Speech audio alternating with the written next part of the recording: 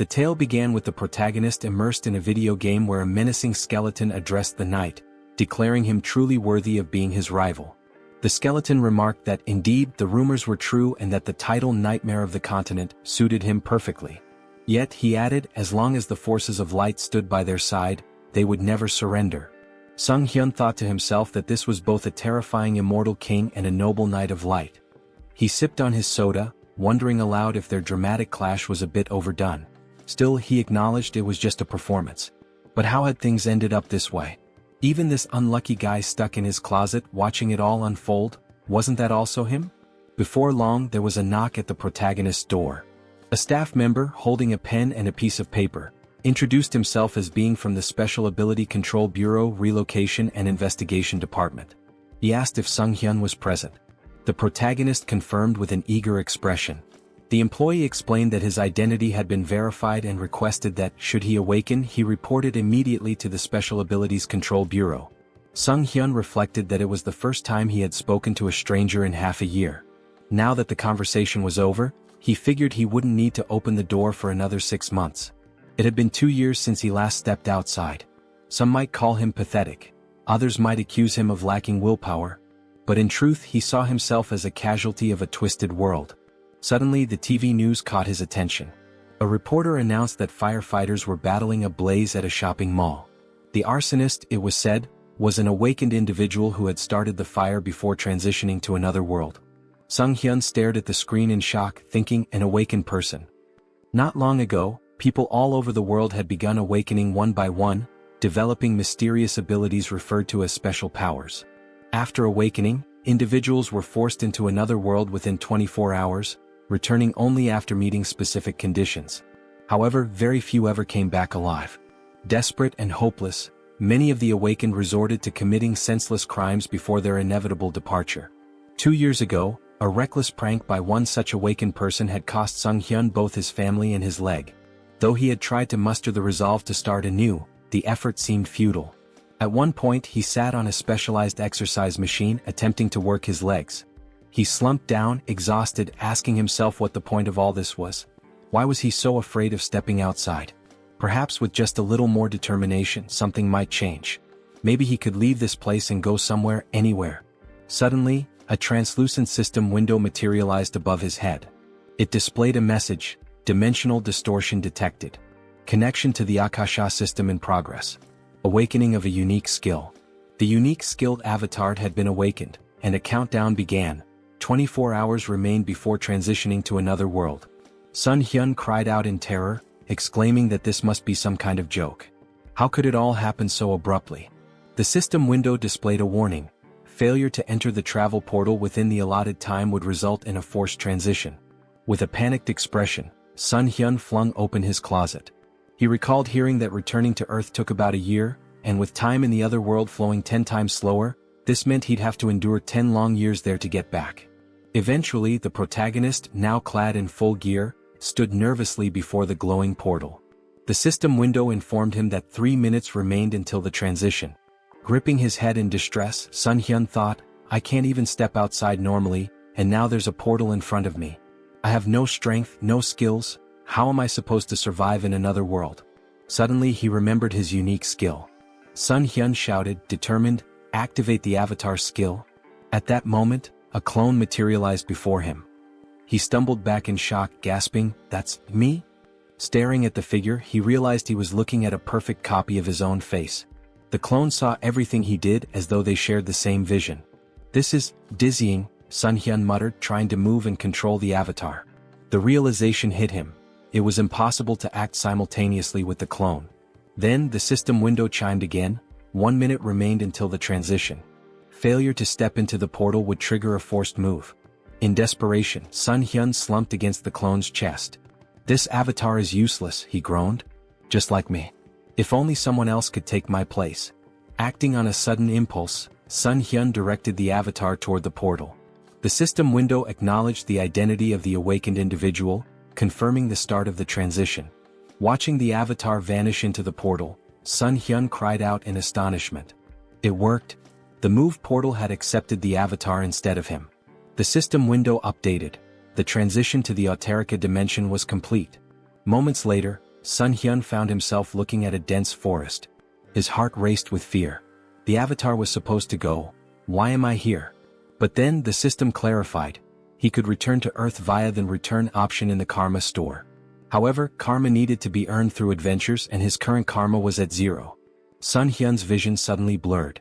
Realizing he wasn't physically in the forest but instead seeing through the avatar's eyes, he shouted, "I'm going to be sick." The nausea overwhelmed him and he abruptly woke up at home, sprinting to the sink to throw up. A few moments later, he sighed in relief. "At least I survived the move," he muttered. Gathering himself, Sunghyun added with determination, "Summon the avatar here." A double appeared before him, and as it approached, the protagonist asked in frustration what he was supposed to do with such a useless ability. Suddenly, a system window appeared, announcing that he had achieved something remarkable, returning to Earth without using the karma store. As a bonus, he was granted the ability to teleport back once daily to his previous location using a portal. Additionally, his karma had increased. Sunghyun was stunned, realizing that he had become the first awakened individual to return to Earth so quickly. The system window displayed his balance: 1,910,213 karma points. His jaw dropped in shock. Could this much really be awarded just for sending the avatar? In one move, he had earned points equivalent to 10 years' worth of effort. The system explained that karma is granted based on a person's impact in another world, whether through good deeds, misdeeds, murders, or honest labor. It made no distinction. Accumulated karma could be spent on improving abilities or returning to Earth. Sunghyun wondered if there had been some kind of mistake. What if he was still required to travel back to another world? Then, with a wry smile, he said, "Well, I didn't expect this to work, but who cares?" Turning to the system window, he noted that returning to Earth seemed pointless since he was already here. The system offered a suggestion: improving his unique skill for 300,000 karma or exploring other status enhancements. Intrigued, Sunghyun asked to see the details of the status upgrade section. Opening the tab, he saw an option to enhance regeneration for 10,000 karma. What is regeneration? He wondered aloud. Curious, he pressed the button. Instantly, a strange sensation coursed through his legs. Sunghyun looked down in amazement. His legs had been fully healed. The injuries that had defined his life, the source of his pain and isolation, were gone. This wound had been more than an inconvenience. It symbolized his tragic farewell to his family and his retreat from the world. Now it was as if none of it had ever happened. The system updated his status, informing him that his regeneration ability had surpassed the standard level 1 threshold. He had gained a new skill, super regeneration, which significantly enhanced his recovery powers. Later, Sunghyun smiled as he exercised his legs on the simulator. Reflecting on his progress, he marveled at how the karma he had earned not only restored his legs but allowed him to grow stronger. Watching his productive training session, he admired how much power his legs now had. With plenty of karma still left, he pondered where to invest it next. Spotting the option to enhance his unique skill, he eagerly clicked on it. As he activated the system window, he wondered aloud, what can I achieve by improving the avatar's skill? After some time, Sunghyun stood before his upgraded clone, grinning. "You're a real man," he said. The double, admiring its new physique, remarked, "You've put in some serious effort, haven't you?" Sunghyun chuckled, replying, "It's all thanks to hard training." After awakening the avatar skill, Sunghyun realized his consciousness had split in two, allowing him to move freely. Along with this, he gained a new ability to enhance his weapon skills. The system window explained that, with the mind center, he could choose what information to receive. Sunghyun thought, this means I'll no longer experience disorientation, and even if the avatar gets hurt, I won't feel any pain. Grinning, he grabbed a gamepad and remarked that he could now explore another world while comfortably sitting at home wrapped in a blanket. As he considered his newfound control over the avatar, Sunghyun noted that it felt just like playing a video game. But this wasn't the only change. Now he had 3 avatars. Pondering aloud, he wondered if their numbers would continue to grow as he developed the skill. This could get confusing, he muttered. I can't just keep calling them avatars. I need names. Looking around for inspiration, his gaze landed on a ketchup packet on the table. The first clone, he declared, will be called Hans. The system window updated, showing Hans's abilities: general skills, mind center, super regeneration, individual skills, mana attraction. Note: first avatar is Sunghyun. Turning to the second clone, Sunghyun named him Heinz. The system displayed Heinz's abilities: general skills, Mind Center, Super Regeneration. Individual Skills, Survivability. Note, second avatar is Sunghyun. Sunghyun couldn't help but comment, mana attraction and survivability? What kind of bizarre combination is this? Then with a grin he added, well, it's time to complete my long-awaited quest. Settling on the couch, Sunghyun began controlling his clones. He sent Hans to teleport to another world, while Heinz took a bag of garbage and stepped outside.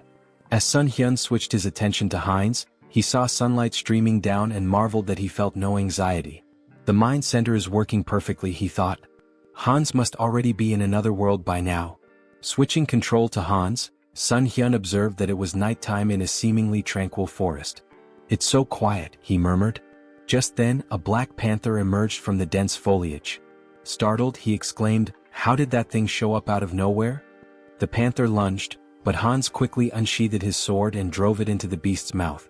Sunghyun noted with satisfaction, exactly as I expected. No fear or pain. Just like a game. Hans withdrew the sword and finished off the panther. Sitting beside the panther's lifeless body, Hans muttered, is it this hard because I haven't leveled up yet? I'll be in big trouble if I run into another monster. Scanning the area, he spotted a small settlement in the distance. A short while later, Hans arrived at the village, where he was greeted by a villager named Glokali. Smiling warmly, Glokali welcomed him, praising his courage for navigating the monster-filled forest at such a late hour. Hans grinned, gesturing to his injured body. I've got wounds all over me. Elder, do you think I could stay in the village for the night? Glokali nodded with a kind smile. Of course, he said. We should always help each other. Hans exhaled with relief and gratefully thanked the elder. A short time later they were walking through the village, passing by the houses. The elder commented that it was the first time he had seen such clothing and equipment, asking if Hans had come from far away. Hans chuckled. I got a little lost. Kept walking and somehow ended up here. The elder smiled warmly. It's nice to meet someone new after such a long time. How about we share a drink at the tavern?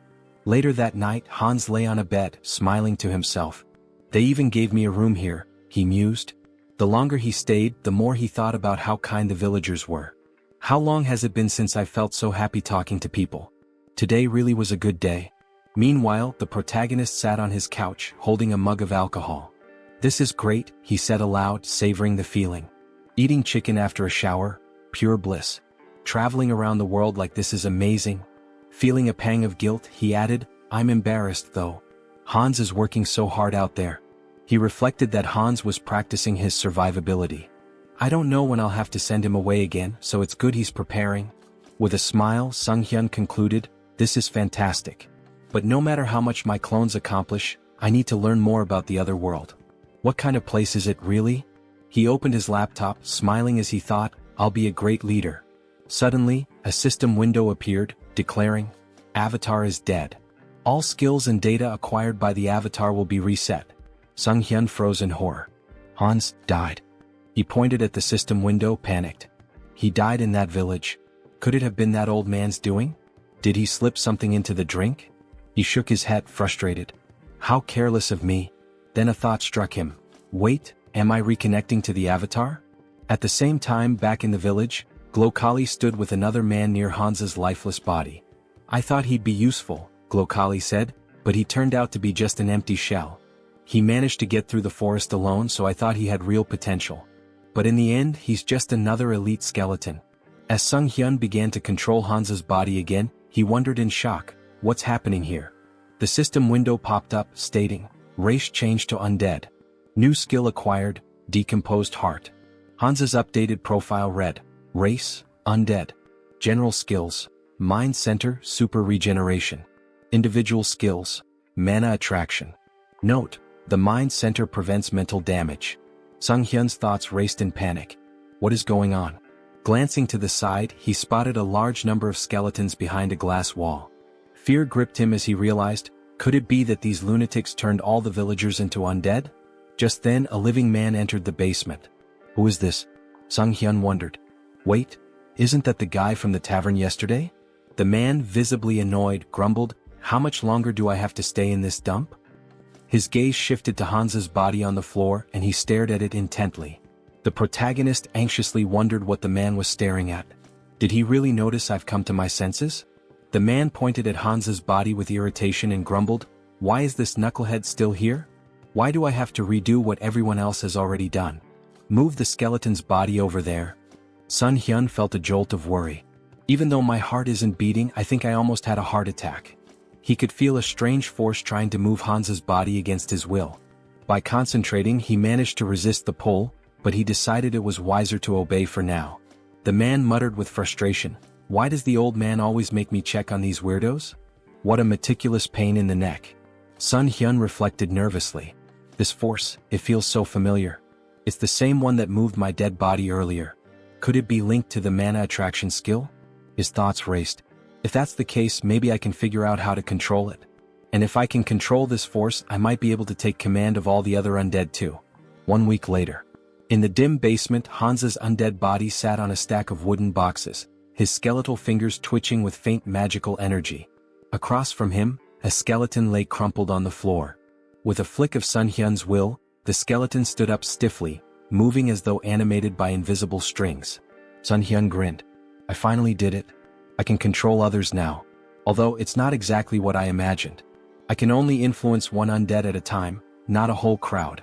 Guess an elite skeleton like me isn't capable of much more yet." Suddenly, the sharp hiss of a rat caught his attention. He snapped forward, grabbing the small creature in his bony hands. "So, it was this little pest gnawing at my heels all week? You're a fast and nimble one, aren't you?" A tiny nasty thing. An idea struck him. "What if I use my magic on something small and fast like this rat instead of a person?" He focused his mana, and the rat's eyes glowed an eerie red. Sunghyun carefully set it down, grinning. "Operation Night Watch begins," he said to himself. "Let's see what secrets I can uncover with this little spy." Outside the warehouse, through the rat's glowing eyes, Sunghyun observed a man pacing outside. "Why is this guy whining so much?" he thought, amused. Then the man opened a heavy wooden door, revealing a second, dimly lit warehouse. The rat scurried forward, darting toward the open passage. Suddenly, a surge of energy pulsed through the air, halting its progress. Sunghyun recoiled instinctively, even with the emotional dampening of the mind center active. "That energy, it's overwhelming. I can't risk getting closer." From within the warehouse, he overheard a conversation. Jeffrey, a sharp-featured man, asked impatiently, "When will the maturation process be done? That fragment of the immortal king, it feels like it's sucking part of my soul every time I go in there." "It'll be soon, right? The teacher's been stuck in there for days." Another man replied, his tone cautious, "It should be soon. But isn't it funny? We're guarding this place so tightly with traps set all over the village and even here. Not even a mouse could sneak through." Sunghyun's thoughts swirled. A fragment of the immortal king? That must be what they're guarding. But where else can I gather information? And where did that old man disappear to? Moments later, a sudden flash of magical energy pierced the rat's body, shattering the connection. The elder approached, his expression calm and his tone almost amused. "A simple mouse," he said, brushing his robes as he inspected the remains. Sunghyun seethed from his safe distance. This old idiot. He noticed even a tiny spy. This is going to be more difficult than I thought. The protagonist's thoughts raced as he wondered, did they really figure me out? The old man stepped closer, inspecting the rat's lifeless body. "An undead," he muttered, puzzled. "I don't sense black magic, but its body is brimming with dark mana. Could mana influence alone have turned this rat into an undead? There's only one place filled with such dark mana." He turned to the man nearby and asked sharply, "Jeffrey, you're in charge of the warehouse today, aren't you?" Sunghyun, observing from afar, felt a pang of guilt. "I'm sorry, little rat. You've done well. I'll avenge your death, I promise. Watch over me from wherever you are." Some time later, Jeffrey stormed into the basement, his face twisted in rage. "A rat? All this fuss over a damn rodent? That stupid old man?" He seethed, pacing wildly. Then, glaring at Hans's undead form, he barked, "Hey, why the hell are you standing there like that? Follow my order and stand up straight." As Hans's undead body remained still, Jeffrey's irritation boiled over. He approached menacingly, raising a fist. "Didn't I tell you to stand up straight?" he spat. Grabbing Hans by the hair, he yanked him forward. "Aren't you the fool who dared to stand against me? Didn't you threaten to kill me if I touched your family? Go on, repeat it." His face twisted into a sadistic grin. "Oh, that's right. I ripped out your tongue." Jeffrey sneered, tossing Hans to the floor like a discarded doll. "You should be thankful I let you live, even after we hunted down every idiot in your pathetic village. And your wife, she's here too, isn't she? What about your children? Oh wait, maybe they're with other families now. The tables turn. Suddenly Hansa's undead body sprang to life, lunging at Jeffrey and sinking his teeth into the man's neck. Jeffrey let out a horrified scream as he collapsed to the ground. What's happening to me? Stop, he stammered, his voice trembling with fear. Reaching out desperately, he began casting magic, but before he could finish, another undead figure, the reanimated body of Hansa's wife, pounced on him from behind. Together, the two undead silenced Jeffrey forever. Sunghyun, controlling Hansa's body, felt a grim satisfaction. Their revenge has only just begun. A bold plan. Meanwhile, Sunghyun switched control to Heinz and approached the village guards. My brother lives in this village, he shouted. The guards frowned. Your brother? He left not long ago. What makes you think we'll just let a stranger in? Heinz grinned. If that's the case, then bring me to the village elder. He'll recognize me. Moments later, Glokali arrived, his expression calm but inquisitive. What seems to be the matter? Heinz greeted him warmly, bowing slightly. Elder, it's a pleasure to meet you. I believe my twin brother Hans is somewhere here. Sunghyun smirked inwardly. Having two avatars really comes in handy for moments like this. While Heinz kept Glokali distracted, Sunghyun, through Hansa's body, infiltrated the warehouse and approached the fragment of the immortal king. The fragment pulsed with a dark, otherworldly energy, resonating with the undead around it. Is it absorbing the energy from the undead? No, it's more like it's replenishing itself. This explains why the people here are so unnaturally strong. That warehouse I was stuck in before must have been a dumping ground. And yet these fools dare to act superior? They'll learn soon enough. Sunghyun activated his abilities, drawing the fragment toward him. A powerful surge of energy echoed throughout the village, shaking the very ground. The elder's realization. Back at the gates, Heinz maintained his ruse. Twins are connected, he said with a sly smile. We always know where the other is. Glokali frowned, his suspicion growing. Hard to believe, he muttered. Suddenly his eyes widened in panic. He sensed a disturbance and shouted, Something's wrong with the fragment. Kill this fool immediately. In a blur of movement, Glokali transformed into a monstrous, darkened form and hurtled toward the source of the disturbance, his face twisted with rage. The guards, startled by Heinz's sudden disappearance, raised their spears in confusion. Meanwhile, the protagonist reflected on the overwhelming surge of emotions emanating from the fragment. Such an irresistible flow of negative energy. Even with the mind center filtering the input, it's like a tidal wave. Could anyone endure this and remain sane? Suddenly, a deafening explosion of energy shook the area, and a system window materialized before him. System notification. Your essence meets the conditions. Information unlocked. Immortal magician Demolic. Rank increased due to the power of the fragment of the immortal king. Dark magic hidden in the fragment has assimilated with your essence. New skill acquired, demonic wisdom. This skill grants mastery of dark magic and an innate understanding of its mechanics. Sunghyun marveled at the new power. Demonic wisdom. Just by observing dark magic, I can wield it as if I've known it forever. This changes everything. In the basement, a man stood near the remnants of Jeffrey's last stand, muttering to himself. That idiot couldn't even handle a zombie rat. Now I have to clean up this mess. Before he could proceed, the elder's booming voice rang out. Check the fragment immediately. And find Jeffrey. Grumbling, the man approached the cage containing the fragment. Why is it so quiet? He asked, leaning closer. Suddenly, a mass of undead surged from the shadows, clawing at him. Panicked, the man shouted, This is impossible. How can they? His words faltered as Heinz's voice cut through the chaos, calm and sarcastic. Lovely weather today, isn't it? The man's eyes widened in horror. How is he talking? The undead latched onto him, but he managed to release a small burst of magic, pushing them back momentarily. However, the cage shattered, releasing a flood of monsters into the basement. Heinz smirked, his voice dripping with mock politeness. Ignoring someone's greeting? How rude. Sunghyun observed through Heinz's perspective, marveling at the newfound power demonic wisdom granted him. Dark magic feels as natural as breathing. This knowledge, it's like it was always there waiting for me to unlock it. Outside, a massive explosion rocked the village as the undead spilled into the streets. Heinz commanded them with unwavering authority. Don't let anyone escape. Kill them all. The confrontation with Glokali. A skeleton's body fell before Heinz and the elder, Glokali, emerged, his expression cold and furious.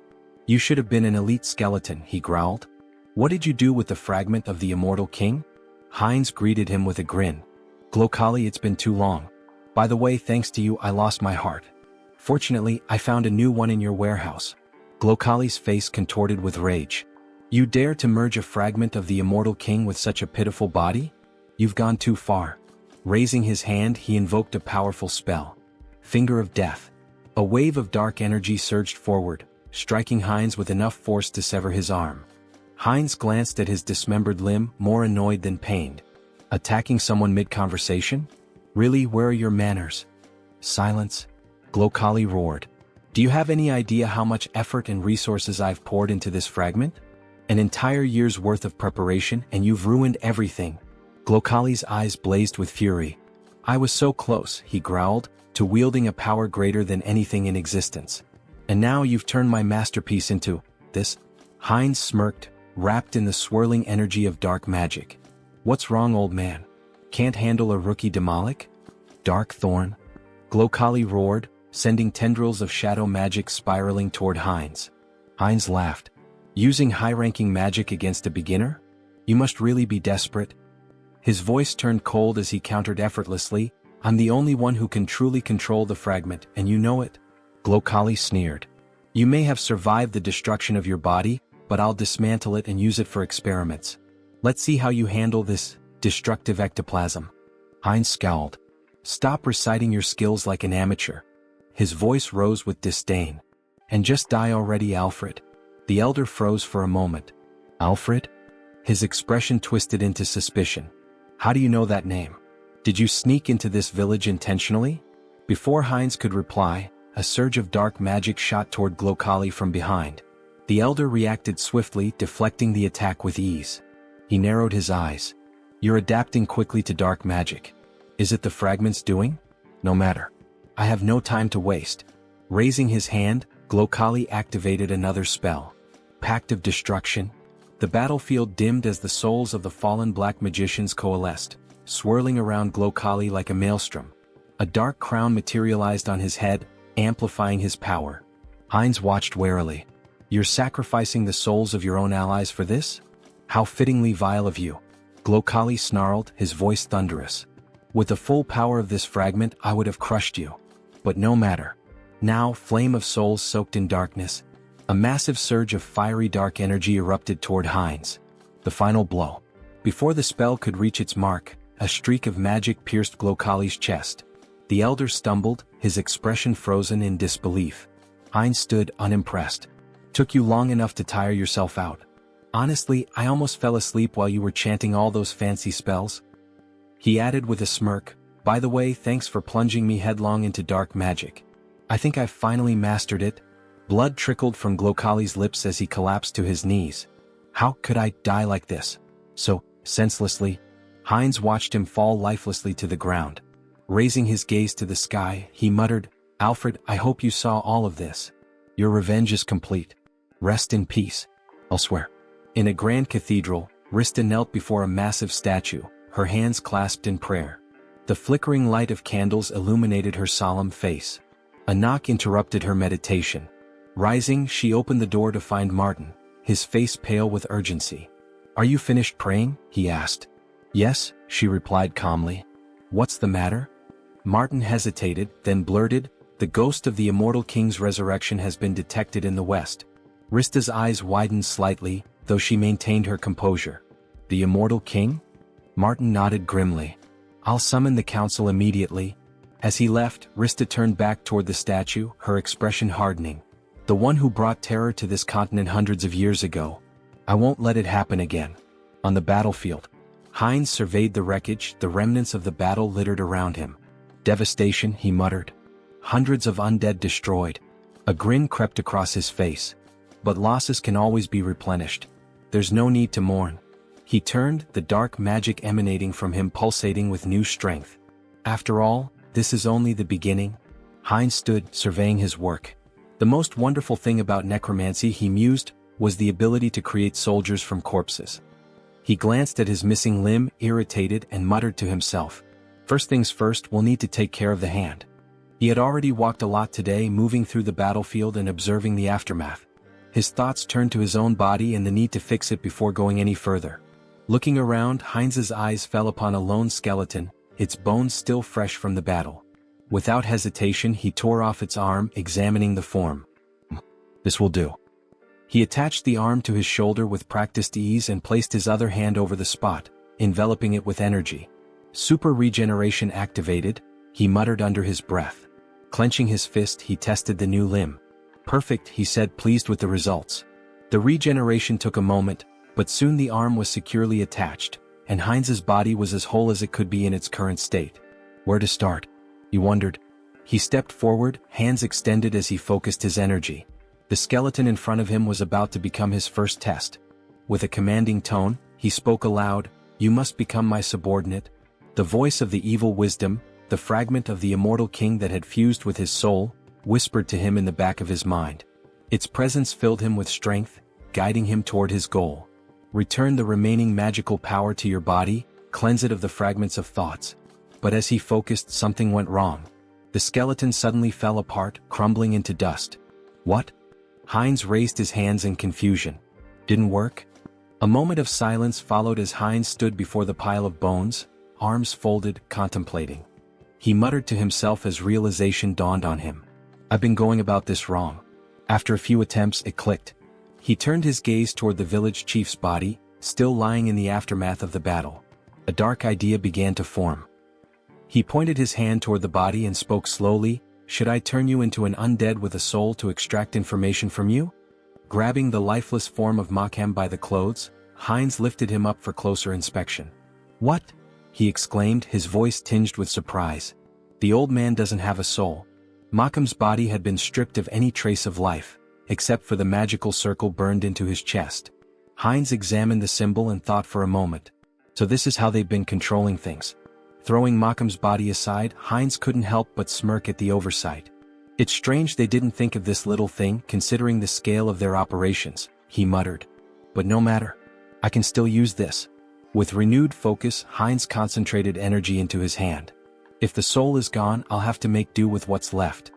He directed the energy straight into Makhem's body, deciding that he would turn the old man into something more useful. A high-level undead with consciousness and combat skills. Heinz's magic spiraled through the corpse, desecrating the remnants of its magical power and cleansing it of any remaining fragment of thought. A few moments later, the body twitched and Makhem rose to his feet, now an obedient death mage. The undead mage stood before Heinz, waiting for orders. His voice was hollow but clear. "I await your command." Heinz looked at him with curiosity. "You're speaking." "I didn't even expect that result," he muttered, impressed. He turned to Makhem, his expression cold. "Your name is Makhem. From now on you will obey me." Without hesitation, Heinz slammed his hand against the undead mage's skull. Makhem flinched but immediately responded with desperation. I will obey." Heinz smirked, rubbing the bruise on Makhem's head. "Even if he lost his memories, his sins remain. I'll enjoy this." Turning his attention to Makhem's cane, Heinz casually remarked, "It looks pretty good." Makhem's bones trembled, his fear palpable.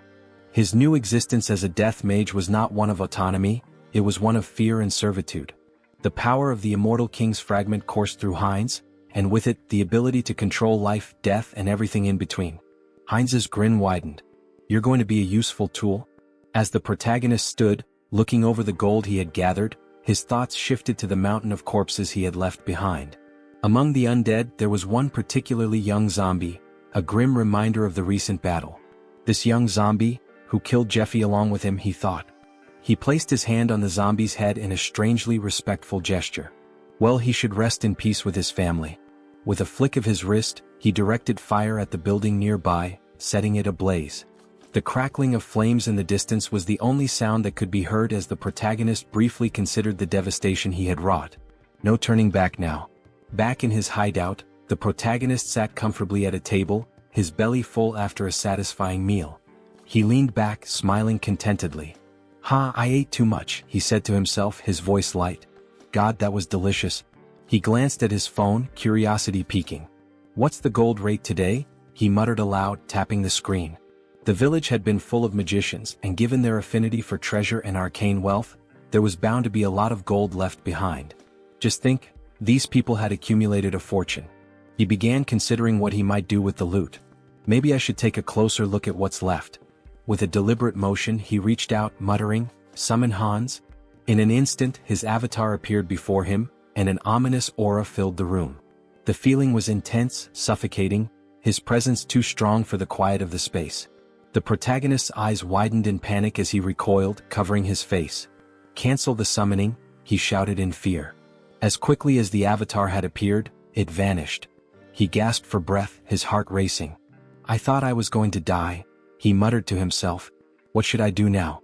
He scratched the back of his head in frustration, trying to regain his composure. "I need to summon Hans, but maybe I should improve my unique skill first." The protagonist's thoughts turned inward, and he focused on accessing the Karma Shop, a place where he could enhance his abilities. Moments later, a system window appeared in front of him. He marveled at the results. "I earned more than I expected," he mused. The last time he had just over 400,000 karma. Now the amount had grown. He selected the item to improve his unique skill and spent a hefty 300,000 karma.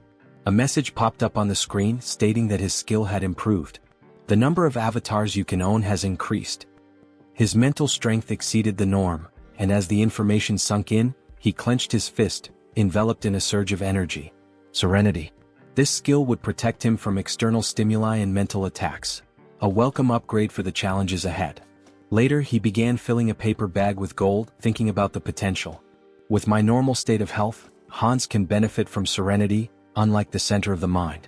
It was incredible how he always seemed to pick the right skills when needed. When the bag was full of gold, he smiled with satisfaction. Great. Time to sell the gold. He quickly moved the filled bags as well as a backpack full of gold to the table in front of the committee.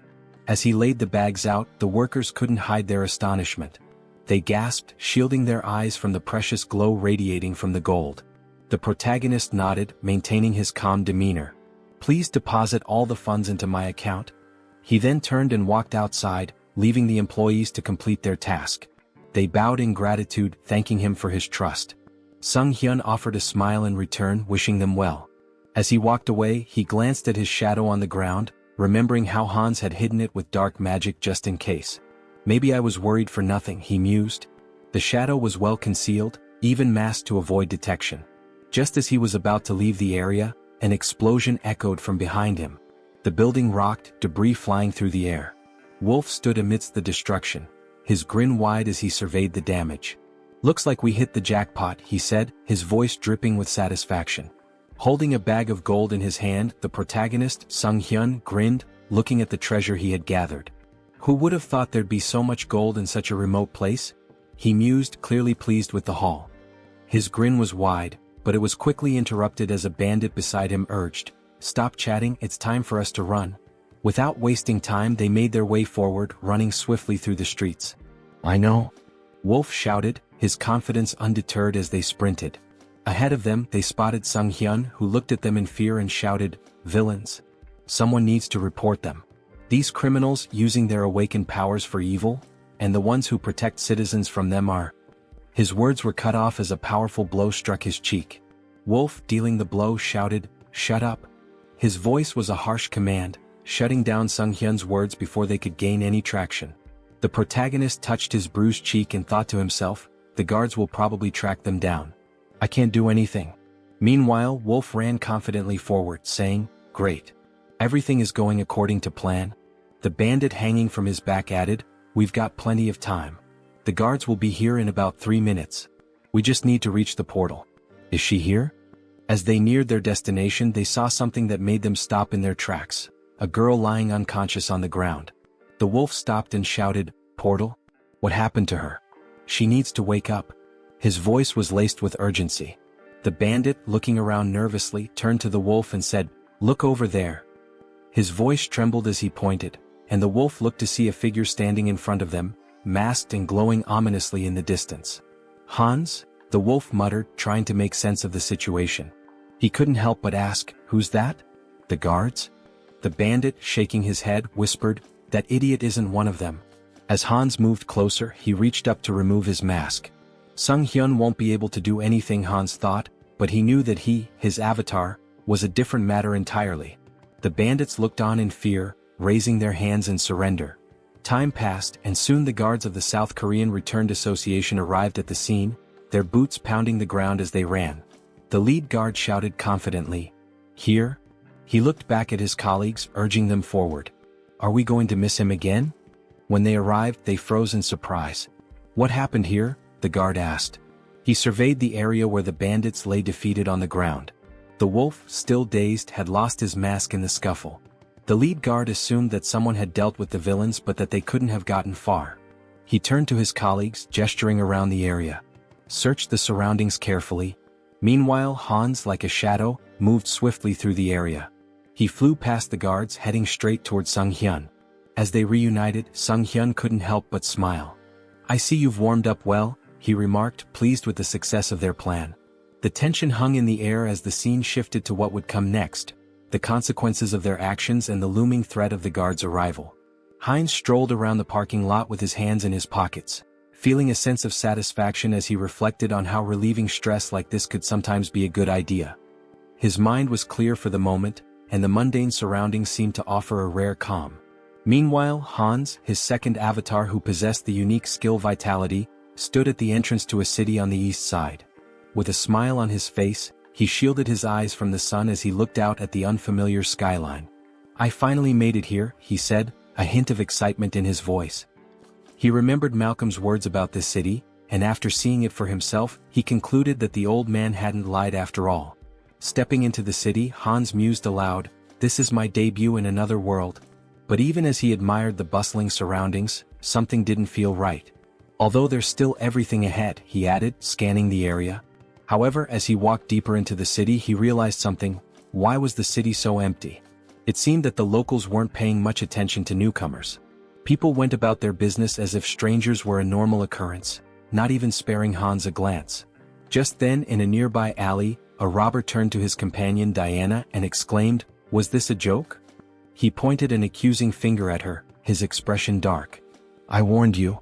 Diana, trembling, folded her hands in a prayer pose and apologized, pleading for a little more time. The robber's tone grew harsher. "I want 2 silver coins from both of you," he demanded. "And you have 3 days. No money? Then there's no other choice." Hans, who had been casually observing the scene from the corner of his eye, thought to himself, local thugs, and a young girl being manipulated. How cliché. He was about to continue walking, uninterested in getting involved, but fate had other plans. As Diana turned and tried to flee from the robbers, she collided with Hans. She stumbled back, immediately lowering her head in apology. "Sorry," she muttered, not knowing who he was. "Let's talk," Hans said, his tone calm as he sized her up. "How well do you know this city?" It was clear to him that he would need a guide. "Who are you, uncle?" she asked, surprised by the stranger's sudden question. Hans grinned, holding up 2 silver coins in his hand. "I'm a potential employer," he said, his smile widening. "Maybe we can discuss the terms?" Diana's eyes widened as she stared at the silver coins, the promise of money catching her attention. She quickly agreed, and the two of them made their way through the streets toward an inn. When they arrived, Diana pointed to the building. "This inn is one of the best places you'll find here," she said, clearly proud of her choice. "What do you think?" Hans, now understanding a bit more about her situation, nodded thoughtfully. He could tell from the way she spoke that life hadn't been easy for her. Diana had barely been making ends meet, struggling to care for her sick brother after the loss of her parents. She also mentioned how she couldn't pay the local tax. In response, Hans handed her a silver coin, and Diana's eyes sparkled with gratitude. "Okay," Hans said with a smile. "You'll come to me tomorrow as soon as you wake up. We can discuss your pay then." Diana agreed quickly, and with that she became his guide, earning 2 silver coins a day. That night, Hans lay down on the bed at the inn, his hands tucked under his head as he made himself comfortable. "Well," he thought, "I'll pretend I'm doing a good deed even if she just wants to rob me." He chuckled to himself and settled in for the night, his thoughts drifting off as he prepared for whatever the next day might bring. Heinz sat up in bed, scratching his head in frustration. The bed was terribly uncomfortable, and despite his best efforts, he couldn't seem to fall asleep. He tossed and turned for a while, but then a sudden sneeze from outside caught his attention. Curiosity piqued, he got up and walked to the window, pressing his hand to the glass. His eyes widened in surprise as he spotted Diana sitting on the ground outside, leaning her back against a box. "Hey, is that her?" he muttered to himself. Diana looked up at him, her eyes widening, and then smiled, waving in greeting. "Hello," she called up to him. Heinz was indignant. "What are you doing there?" he shouted down, clearly irritated. "Why are you waiting for me?" After a moment they were sitting together at the table eating breakfast. Heinz frowned as he took a bite, his frustration still simmering. "You shouldn't do that again," he said, trying to sound stern. "Next time, wait until closer to lunch." Diana, chewing a piece of food, nodded absent-mindedly. "Yes, uncle," she said. Heinz shot her a glare. "I've already told you not to call me that," he replied, annoyance creeping into his voice. She looked at him, then glanced at the piece of bread on his plate. "Are you full?" she asked. "Yeah, I'm fine," Heinz replied. "You can take it if you're hungry." With a smile, Diana took the bread and slipped it into her bag. "Thank you," she said, grateful. The town they were in was called Ozantu, a small village located on the western edge of the kingdom of Talia. As Heinz and Diana walked through the streets, Heinz noticed something odd. He ran his hand along a drawing on a wall, which reminded him of ordinary medieval towns, but something about the symbol that was repeated throughout the town felt off. "This symbol? It's strange," he murmured, his curiosity growing. Heinz examined it more closely and said, "It looks like paint, but something's not right." Diana leaned in to take a closer look, and her face darkened. "It's blood," she replied, her tone serious. Heinz blinked, not believing it at first. He sniffed the symbol and gave a skeptical look. "Is that true?" he asked. Diana, not missing a beat, quipped, "Didn't you eat venison soup yesterday?" Heinz turned to her in surprise, blinking in disbelief. "How did you know?" he asked. With a smile, Diana pointed to her nose and said, "I have a very good sense of smell." Heinz found it fascinating. A good sense of smell? He thought. Is that her special skill?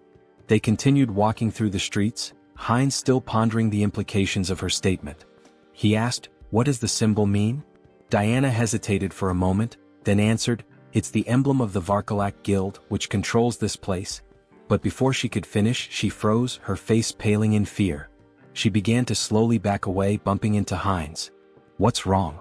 Heinz asked, alarmed by her sudden change in demeanor. Diana's eyes darted around nervously. "That smell," she said, her voice tight. Heinz furrowed his brow. "What smell?" he asked, not sure what she was talking about. Diana inhaled deeply, her eyes closed as she focused on the scent. Then, with a sense of urgency, she turned around, her fists clenched. "Freshly baked bread," she exclaimed. "I have to try it?" Heinz, confused but amused, asked, "Didn't you just eat a minute ago?" Diana pointed ahead, her face lighting up with anticipation. "I'm hungry again," she said, clearly excited by the smell. They followed the scent down an alley which led them to a door. When they peeked inside, Heinz's stomach dropped. Behind the door was a corpse, its lifeless body sprawled on the ground. The smell of bread was still in the air, but the sight of the body made it clear that something sinister was at play. A few days later, Heinz stood against a wall, arms folded, waiting impatiently. "She's never been late before," he muttered. "Something must be wrong." Just then, a bandit approached him, a smirk on his face. "Hey buddy," the bandit called out, drawing Heinz's attention. Heinz looked at the bandit in surprise, unsure of what to make of the situation. The bandit, arms folded and wearing a smug expression, said, "We should talk." Heinz felt a moment of frustration, thinking to himself, has it really come to this? The next instant, he handed the bandits a handful of silver coins, offering them a smile. "Take this," he said, trying to remain calm. "There aren't many, but I hope they help maintain some sense of public order." The bandits exchanged looks, then one of them picked up a silver coin, a grin spreading across his face. "Seems we've quickly found a common language," he remarked, clearly amused. Heinz thought to himself, I brought money just for this kind of situation. But then, his eyes narrowed as he noticed something. The bandit had a symbol on his neck, one that looked strikingly similar to the emblem Heinz had seen on the walls of the city earlier. His thoughts turned grim. Diana had warned me to avoid the alleys. We need to leave this place as soon as possible. Heinz couldn't help but wonder just how terrified the girl must have been, given how deeply afraid she'd seemed of the thugs. The bandits moved away, but one of them turned to the other and asked, "Why did you grab this brat?" His comrade responded dismissively, "How should I know, idiot? We're just following orders." The word struck Heinz like a blow. "Brat?" he thought. "Don't tell me those two bastards grabbed Yen?" Without thinking, he shouted after them, "Wait a minute!" The bandits turned around in surprise, eyeing him curiously. Heinz clenched his fist. Damn it, timing is everything in situations like these. If things get dangerous, I can just cancel the call. He forced a smile, trying to stay calm. "There's something I wanted to know." At that moment, Diana's voice suddenly called out to him, and he turned around in shock. "Huh? Diana?" The bandit, now flexing his fist with an irritated expression, remarked, "So, what's your friend interested in?" Heinz gave an awkward smile, trying to keep the conversation light. "Is the silver I gave enough?" A little while later, one of the bandits returned with a bag in his hands. "They took everything," he said nonchalantly, tossing the bag aside before turning toward Heinz. The bandit's expression hardened. "And where's the rest of it? You were supposed to meet us long ago." Heinz shot him a glare. "Did you even know how much I gave you?" In that moment, Diana's face fell and tears began to form in her eyes. "My little brother is missing," she sobbed, her voice trembling. "He was just starting to get better, he could eat again, but now I can't find him anywhere." Heinz's mind raced as he recalled the conversation he'd overheard between the bandits. Could they be talking about Diana's brother? He asked, his voice tinged with suspicion. Could it be Varkalak? Diana looked up at him, her face stricken with terror. "No," she whispered, shaking her head in despair. Heinz frowned and asked gently, "What do you mean?" Tears streamed down Diana's cheeks. "They really took him," she choked out. "Aaron will die if they hurt him." Heinz's heart sank as he watched her crumble in front of him, the weight of her words sinking in. He knelt down beside her, trying to comfort her the best he could. "Don't worry so much," he said softly. "If they want a ransom, I'll pay it. You won't be alone in this." But Diana, her voice barely above a whisper, whispered in disbelief, "They really took him. Aaron will die." Heinz's heart pounded in his chest as Diana's words hit him like a cold shock. "Blood," she had said. He repeated the word in disbelief. "Why blood?" he asked, struggling to understand. Diana, still shaking with fear, managed to sit up. "This city," she whispered, her voice trembling, "is a warehouse for live blood bags. For vampires." Heinz's mind reeled as the weight of her words sank in. Before he could process it further, a voice from above cut through the tension. A vampire stood on the roof, his figure silhouetted against the setting sun. "The smell of dark mana is strong," he said with a low, cruel smirk. "Did they kill each other over the fragment of the immortal king? How unfortunate. I wanted to destroy it once it fully matured." The vampire folded his arms, his smile widening as he continued. "I don't know who stole it, but I know exactly where it's going. So, finding the thief won't be difficult." Heinz, still processing the bizarre situation, looked at Diana, his expression confused. "A vampire?" Tears streaming down her face, Diana nodded. "Yes, vampires. The Varkalaks and all the other organizations in this city, they're all run by vampires. Even if you escape the city, none of us will survive. They're all connected and they'll hunt us down." She buried her face in her hands, sobbing. "We've been trying our best to hold on, but we're just getting picked off one by one. In the end, I know what will happen to us." Heinz reached out, gently grabbing her face and forcing her to meet his gaze. "Listen to me," he said, his voice firm. "If what you're saying is true, we don't have much time. Do you know where they've taken your brother?" Diana hesitated, looking down at the ground. She looked at him, uncertainty in her eyes, and then whispered, "I don't know. But, if you try to help me, it will be dangerous. You won't survive either." Heinz smiled, though the weight of the situation hung heavily in the air. "Don't worry about that," he said confidently. "I know how to fight back against these scoundrels. We'll make it through this." In his mind, the mission to save the girl, and to get to the bottom of the sinister operations in the city, had just begun. Sometime later, in a dimly lit tavern, a group of bandits sat around a table, laughing and playing cards. One of them tossed silver coins onto the table, calling, "All in." His companion looked at him with a grin. "Where did a debtor like you get such a big pile of money?" The first bandit leaned back and smirked. "I robbed some idiot this morning. Made a nice profit." At that moment, the tavern doors flew open with a loud crash. The bandits turned in surprise, just in time to see Heinz stride into the room, his expression determined. One of the bandits stood up with a sneer. "What's this then?" he said, striding toward Heinz.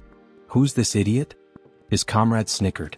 "Is he some new fool who thinks he can challenge us?"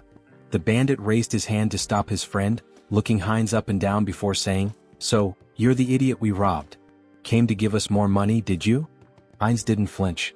He held his ground, his eyes steely with resolve. Meanwhile, near the entrance of the tavern against the wall with the vampire symbol, blood dripped slowly from a wound. A guard lay slumped, his broken body leaning against the wall. The bandit sneered at the scene. "What happened to the guards?" he asked. "Did you give him a coin or something?" Heinz's expression darkened as he met the bandit's gaze. "I won't ask again," he said quietly but with a deadly edge in his voice. "Where did you take the child?" The bandit's face twisted in disbelief. "What?" he spat, raising his finger toward Heinz. "Are you out of your mind? Do you know who you're dealing with?" In the blink of an eye, Heinz drew a knife from his belt and drove it straight into the bandit's throat.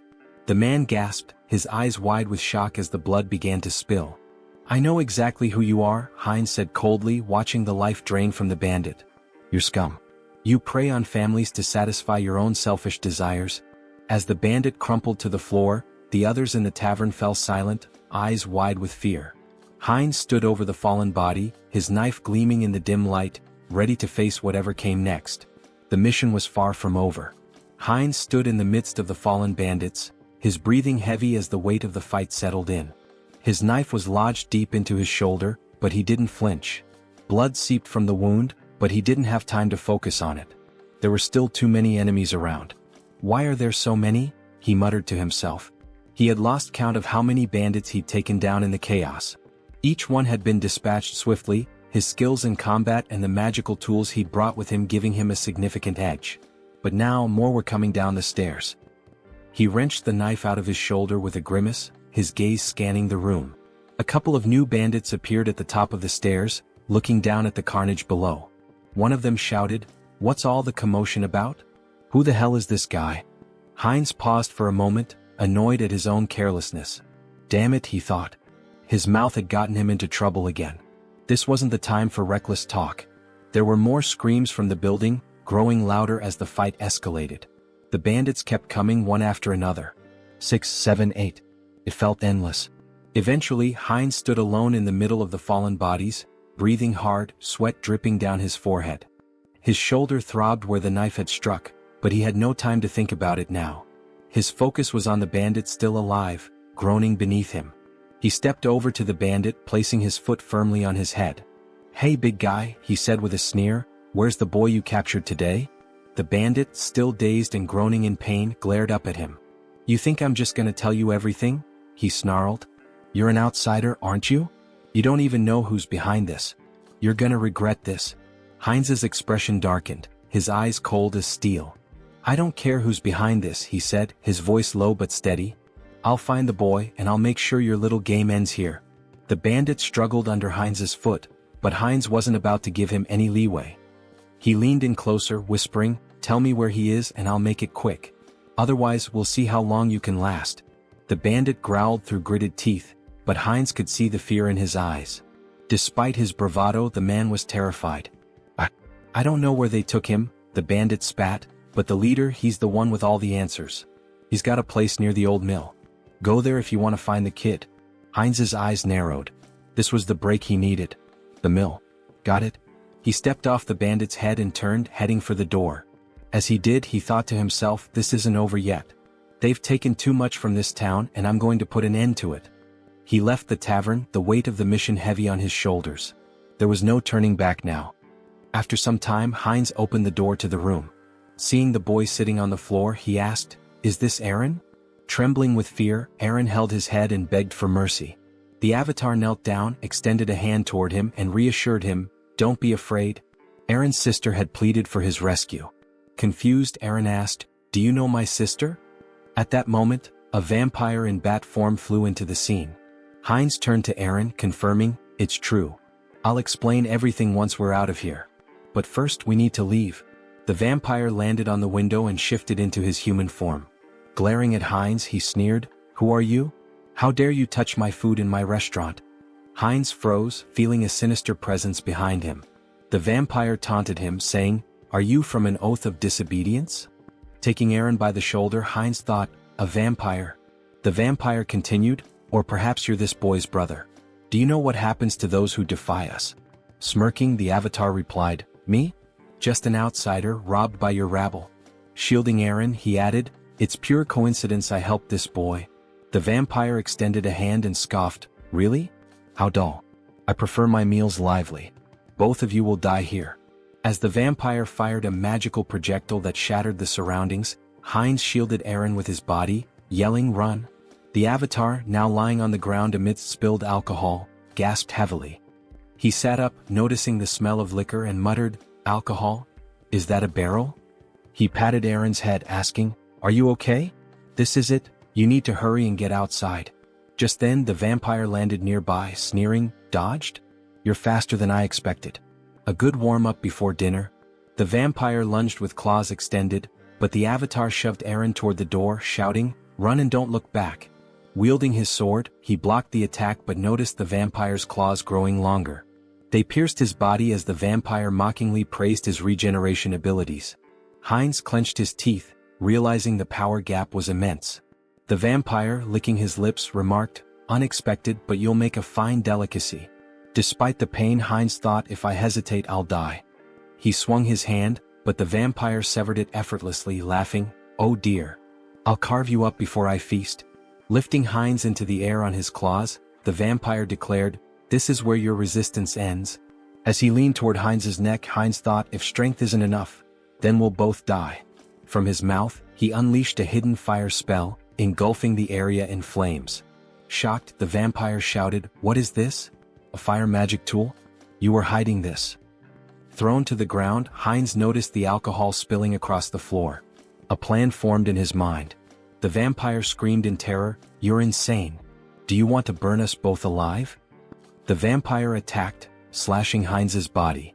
Laughing maniacally, he jeered, "Fragile flesh." But Heinz headbutted him with full force, sending him flying. "You said it yourself. I have a strong body and good regeneration. Tough enough for you?" he growled. The vampire screamed, "No. Stop." But Heinz advanced, and the next moment an explosion consumed the building. Amidst the flames, Heinz lay on the floor, murmuring, "Impressive. I survived. Being strong has its challenges." A notification appeared before him. "Mission complete. Help the unlucky girl." Outside the burning building, Diana clung to her brother, staring at the inferno. "Uncle," she cried. Meanwhile, a system window announced, "Avatar Heinz has died. The avatar will respawn in 7 days." Diana stood there, exhausted from her work, wiping the sweat from her brow as she watched the man walk away. She had been cleaning his shoes for what felt like hours, and now that the job was finished, she could finally take a moment to catch her breath. The money left on the table was a small consolation, but it would be enough to help with the next day's bills. Her thoughts drifted to the events that had unfolded not long ago. The building that had once been the scene of chaos was now nothing but a smoldering wreck. She had heard that the avatar Heinz had been consumed by the flames, leaving her to wonder about the fate of the man who had helped her and her brother. The world around her flickered, and a new, familiar figure stood before her. It was Heinz, alive, standing in the middle of the street as if nothing had happened. His body was covered in bandages, but the intense aura he exuded made it clear he had come back, somehow. Diana stared at him, mouth agape. Her heart skipped a beat. "Uncle?" Heinz's eyes softened, and he smiled faintly despite the pain he was clearly in. "I told you I'd be back," he said, his voice hoarse. It was then that the system window appeared in front of him, announcing that Avatar Heinz had been reborn after 7 days. His rebirth had been completed, and with it came a sense of purpose, a new mission to carry out. The flames from the explosion, the chaos, the danger, they were all behind him now. But Heinz knew this was just the beginning. Whatever had happened, whatever lay ahead, he was ready. And this time he wouldn't fail. Diana slowly approached him, her eyes filled with disbelief and relief. "You're really here? You're alive?" Heinz nodded, offering her a reassuring smile. "I told you I'd keep my promise." He extended his hand, a gesture of both gratitude and solidarity. "Let's move forward together." And with that, they began to walk side by side, ready to face whatever challenge. After some time, Heinz sat on the edge of the bed, staring at the system window deep in thought. It displayed that the interdimensional transfer would take 10 days to complete. "Longer than I expected," he muttered, "but that's fine." Suddenly the wall burst apart and Virik stormed in, grabbing Heinz by the neck. He slammed him against the wall and growled, "This was your doing, wasn't it? The tracks from the forest lead straight here." Heinz, gasping for air, thought, vampires. Have they figured it out already? Virik sneered. The outsider was under the jurisdiction of my slain kin? He accused. Despite his struggle, Heinz couldn't muster the strength to fight back. What a monster, he thought, his teeth clenched in frustration. Leaning closer, Virik sniffed the air around Heinz's neck. I don't sense the aura of dark magic or the blood of my king, he mused aloud. Heinz, barely able to speak, croaked, What are you talking about? I don't understand. I was just sleeping. Virik grinned menacingly. Don't understand, huh? Let's see about that. Pulling Heinz closer, he sank his fangs into his neck. I'll ask again, slowly this time. Lies won't work. Heinz convulsed in pain, thinking this is insane. Why is this happening to me again? The system window flashed a notification. Entity appearance has changed, vampire. Virik released him, stepping back as another message appeared. Special skill acquired, legacy of lesser blood. Heinz's super regeneration had been replaced with regeneration. Still radiating an overwhelming aura, Virik asked, So, are you truly uninvolved in the vow of disobedience? Heinz felt the oppressive authority of the higher vampire, his blood screaming for submission. Swallowing hard, he replied, No, Lord Virik. I'm just a simple traveler. Despite the instinct to obey, Heinz knew his center of the mind ability blocked the compulsion. Virik turned away, muttering, Was I mistaken?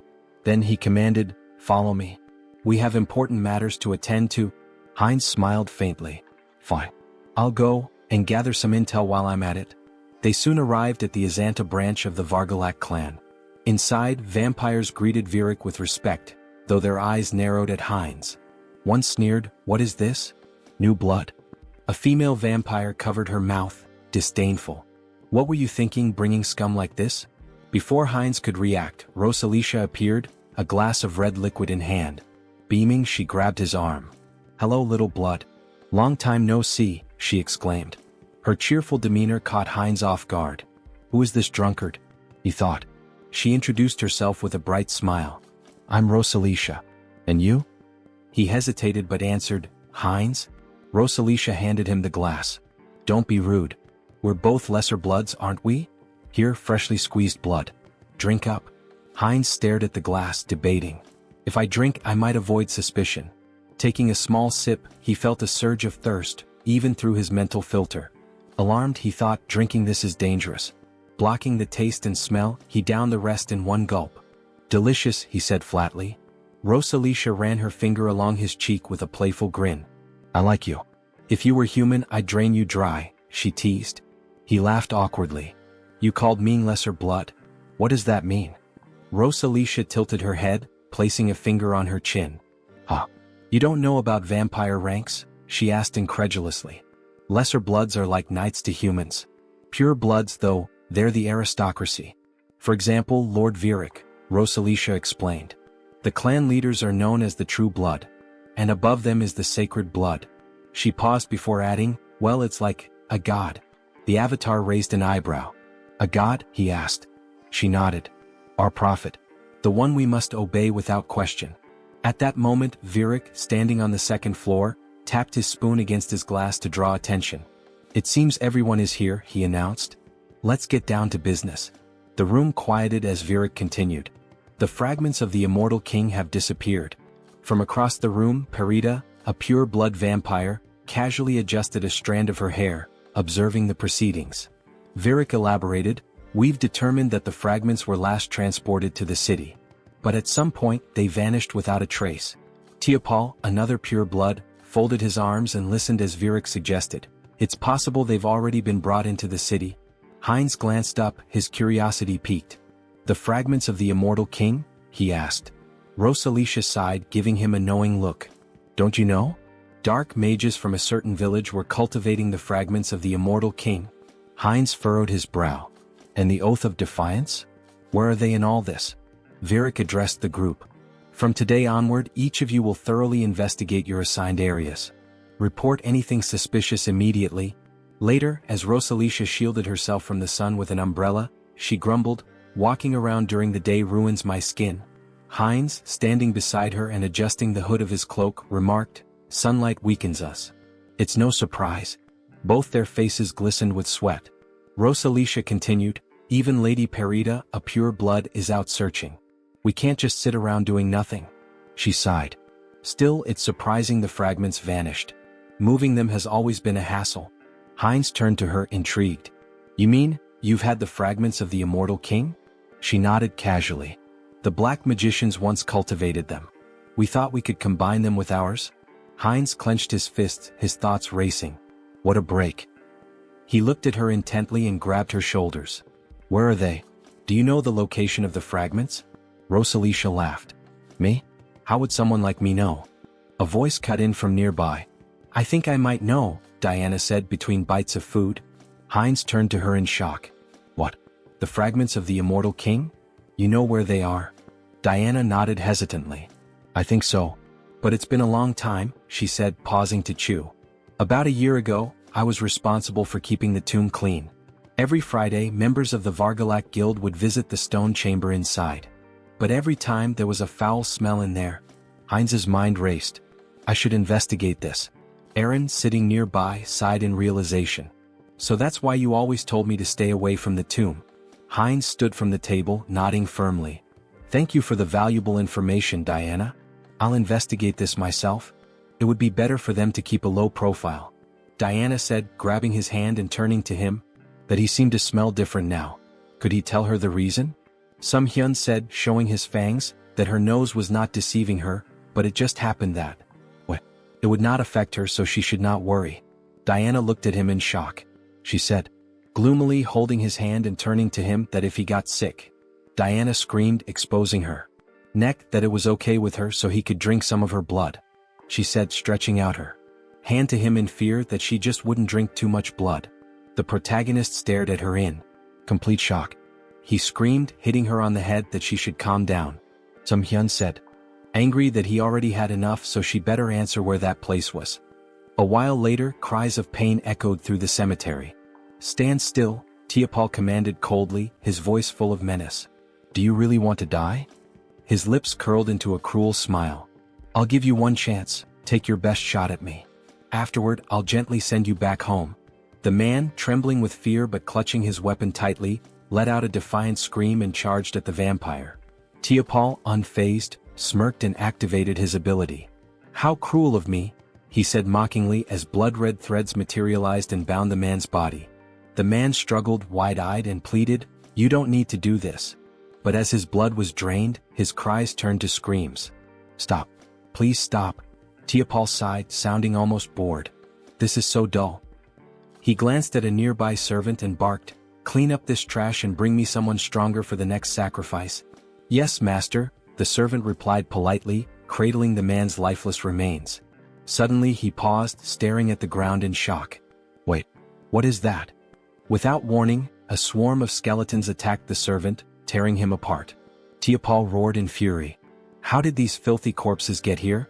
His anger only grew as more skeletons surged forward. Servants, destroy these wretched creatures at once. A shadowy figure darted through the chaos, striking down enemies with precision. Who are you? Tiapol demanded, glaring at the figure. Are you a necromancer from the Oath of Defiance? How do you know about this place? The shadow revealed itself as Sunghyun, controlling Hansa's body, wielding dark magic with ease. Tiapol's annoyance deepened. You're not going to talk willingly, are you? He sneered. Fine. I'll just rip your head off and ask my questions later. He unleashed a barrage of blood-based attacks, tearing through the skeleton army. Sunghyun smirked, manipulating the skeleton remnants into makeshift weapons with his magic. So, you'll just leave my head? He muttered, amused. Let's see how that plan works out for you. Tiapol gritted his teeth. The spell is too fast. I can't dodge it. At that moment, Sunghyun intercepted one of Tiapol's attacks. Tiapol froze, startled. Reinforcements? He asked, his voice laced with surprise. Then, with a sinister grin, he added, You've arrived just in time. Have you already reported the ambush here? Heinz too shouted back, I've already done that. Lord Viric's followers are gathered outside. I came here first to help you. Tiapol's expression twisted with anger. Great news, he snarled sarcastically. Then you'd better make yourself useful. This Demolic is strong enough to hold us off. We need to buy time for reinforcements. Suddenly, the younger vampire, representing the protagonist, sank his fangs into Tiapol's neck. Tiapol whipped around, shocked. What blood? He shouted. Have you gone insane, you fool? The protagonist, through Heinz, cast dark magic. Dark magic. Teopal gasped, wide-eyed. You've conspired against me? How could this happen? His voice turned desperate. Stop this madness immediately. Teopal screamed in horror as his strength faded. How could you drink the blood of your own kind? It's a grave sin. It clouds your mind, corrupts your soul. His voice faltered as he collapsed to the ground. This can't happen. Heinz too wiped blood from his lips and smirked. Clouds the mind, huh? Well, it seems to be working just fine for me. A system window materialized, displaying skill acquired, blood magic. Heinz too grinned. This is fantastic. With this new power, breaking the blood barrier will be a breeze. Heinz interjected, we don't have time for that. Then I'll smash through it. Heinz too replied with a sly smile. A deafening explosion shattered the tomb's roof. Sunghyun, standing amidst the rubble, smiled confidently. We found it. Heinz nodded, his eyes narrowing. This is what we came here for. Heinz too, gesturing to the glowing object before them, said, the second fragment of the immortal king. Heinz reached for it, his voice filled with awe. Another fragment. Amazing. As the fragment's power surged through him, he thought, even with the mind center filtering the negative thoughts, this fragment holds too many. He focused the mental power of all the clones on his core personality. Suddenly, a massive pillar of dark energy erupted skyward. Virik, observing from a distance, looked up in astonishment. What is this fog? Are we too late? He froze as his gaze locked on the floating skeleton radiating dark energy. That silhouette, it seems familiar. Virik barked orders to his subordinates. Attack it. The vampires unleashed a barrage of blood arrows, aiming for the figure. Heinz retaliated with dark magic, striking down one of the attackers with devastating force. A system window appeared. Skill evolution, regeneration, immortality. Skill acquired, forbidden knowledge. Personality status, Heinz Archlich. Meanwhile, the holy paladins arrived at the cemetery's outskirts. What is this? One asked, shielding his face. Smoke? Fire? It seems to be coming from Azanthu. He coughed, overwhelmed by the dark energy. Tuscan dismounted, his face grim as he examined the ashen residue. We're turning back. This isn't ordinary ash. What do we tell the saint? Another asked nervously. Tuscan looked up at the ominous energy pillar. Everything. This changes everything. The ominous energy surged in the air, thick with power and foreboding. System notification. The rebirth of the immortal king is imminent. Heinz stood motionless, overwhelmed by the rush of newfound strength. This is incredible, he thought, his mind racing. I've become 10 times stronger than before. A system window materialized before him, detailing his transformation. New skills acquired. Power of the immortal king fragment. Rapid rank advancement, plus 2/3 rank. Secret dark magic energy amplification. Traits gained. Evil wisdom. Unlocks insight into forbidden knowledge. Unconditional understanding of dark magic. All secrets revealed. As long as my source remains intact, I'll endlessly revive. An unkillable existence, he mused. The dark energy coursed through his body like a tidal wave, and Heinz unleashed it in an explosive attack. Tendrils of shadow surged toward the vampires surrounding him. Virik's eyes widened in alarm. What is this smoke? Is this a trap? What is your plan? A subordinate rushed to his side. My lord, we must retreat and recover our strength. Before the words could settle, the dark energy swallowed the subordinate whole, obliterating him in an instant. Virik froze, staring in horror at the remains of his servant. This is an attack spell? Dark thorns erupted from the shadows, piercing through Virik's chest. He screamed in agony, his strength waning rapidly. Heinz, through the avatar Hans, stepped forward, his cold gaze fixed on the pure-blooded vampire. You're stronger than the others, he said calmly, but right now you're nothing more than a blood bag to me. Virik gritted his teeth, his voice trembling with anger and disbelief. Where did you get such power? Did you truly absorb the fragment completely? How did you endure so much darkness alone? Heinz too smirked, stepping closer. Alone? He asked mockingly, leaning in. Who said I was alone? Before Virik could respond, Heinz too sank his fangs into the vampire's neck, drinking deeply. Virik's body convulsed, then went limp, crumpling to the ground. System notification. Conditions fulfilled, skill growth activated. Legacy, minor blood legacy, pure blood. Heinz too wiped the blood from his lips, his smile sharp and predatory. A pure-blooded vampire now? He murmured, savoring the moment. The realization struck him like a bolt of lightning. By devouring other vampires I can grow faster. He laughed darkly, his voice resonating with malevolent triumph. Let them wait for me. I'll devour them all, one by one. After some time in the forest, Rosalicia cried out that they needed Parita. Fearfully she asked what they should do now. With tears in her eyes, Rosalicia lamented that if Lady Parita had been there, they wouldn't have succumbed to the enemy so easily. Parita responded, stating that Virik had been defeated but warned against underestimating this adversary. She touched the lingering dark magic and noted that the fragments contained an overwhelming amount of power, indicating the enemy's formidable strength. As the sun began to rise, she urged them to return to the base quickly to request reinforcements. Elsewhere, a man sprinted through the city streets, shouting curses. Leaning against a wall, he demanded angrily, "They won't chase me to the very end, will they?" He blamed everything on the vampires, accusing them of arrogance before being destroyed in an instant. He cursed his own mistake of trusting them. From the shadows, Heinz too grabbed the man, dragging him away. A terrified scream echoed from the alley. Meanwhile, Sunghyun reflected on leaving Hans in the city to deal with the remnants of Varkalak.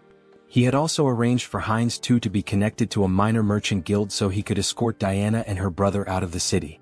Later, in the forest, Heinz too, holding a frying pan, joked that with enough pepper, he could make a special steak. Diana and her brother gazed at the meal with admiration, thanking him for the delicious food. The protagonist smiled, assuring them it was healthy and safe to eat. Sunghyun thought about how their happiness stemmed from being free of danger. Smiling, the protagonist asked if they had an uncle who ran a store in eastern Lapillas.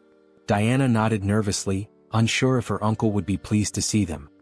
He reassured her not to worry, and Sunghyun considered giving them money if things didn't work out. A wave of sadness hit him as he thought about their eventual parting. When was the last time he'd felt this way? Perhaps he'd changed since arriving in this world. Diana called his name, reaching out with concern. "Are you okay? Do you need blood?" she asked. Laughing, the protagonist replied that he'd had enough to drink, having drained the vampires left in the village. At the same time, Hans, embodying another side of the protagonist, was reanimating the corpses of vampires in the cemetery. He decided it was time to finish up and retreat to their secure space, marveling at how convenient and boundless it was. He wondered if forbidden knowledge could help him create a similar subspace on Earth. Suddenly, blood magic struck him. Varkalak, a purebred vampire, confronted him with fury.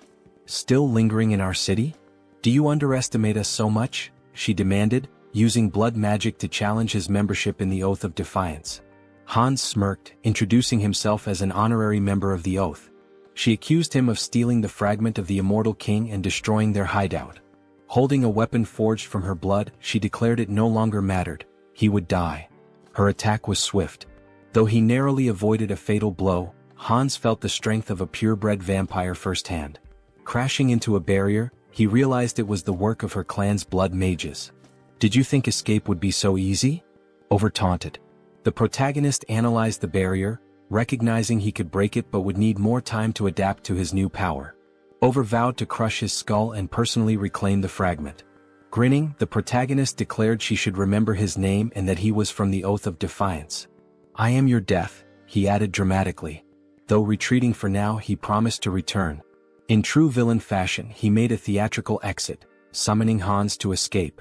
Was shocked to see him bypass the barrier, while her subordinate deemed his departure inappropriate.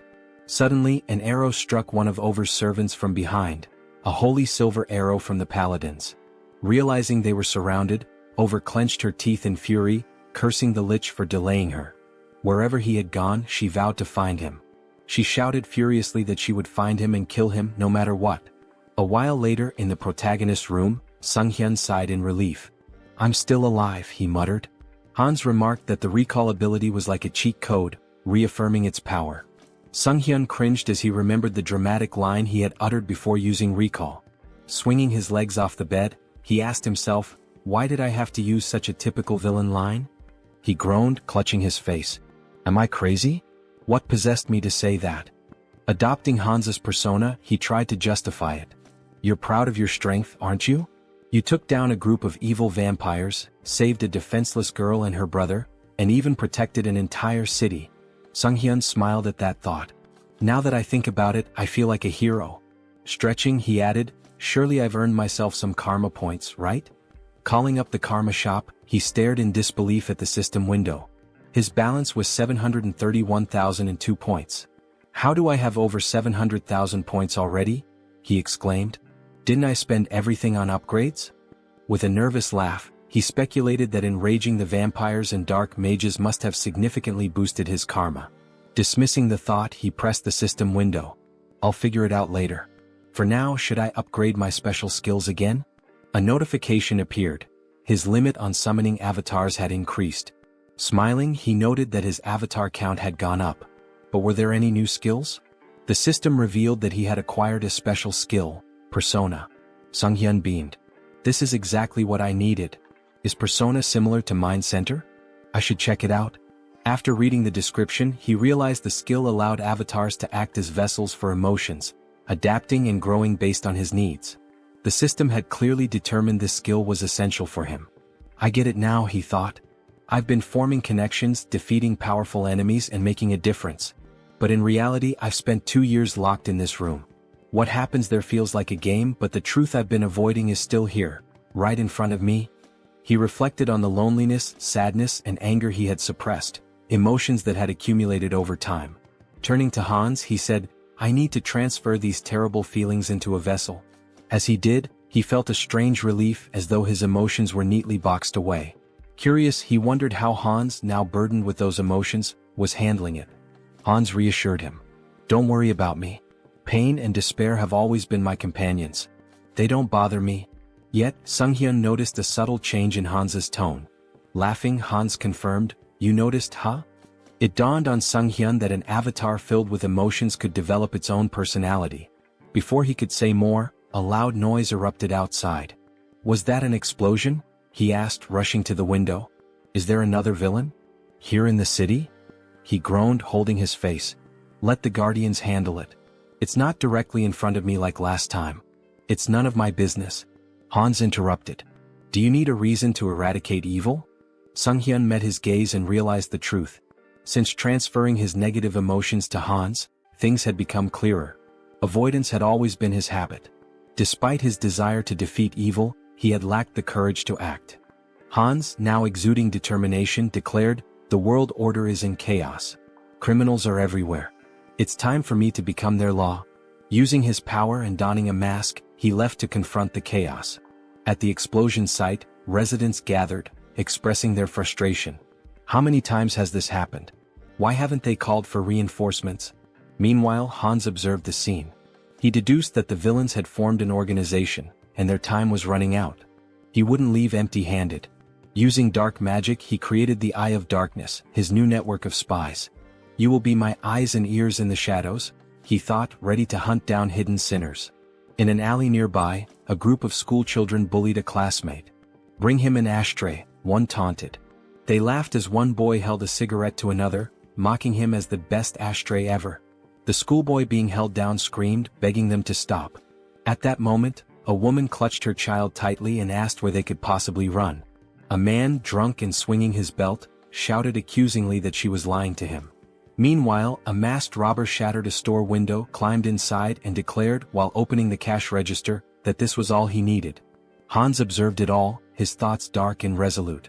These villains were no better than trash, and he resolved to punish them. Their punishment would be a trauma so profound it would scar their souls.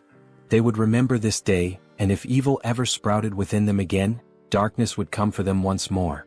Screams of terror echoed throughout the city. Hans felt himself growing more accustomed to his powers, but it wasn't enough, not nearly enough. There was still so much filth to cleanse.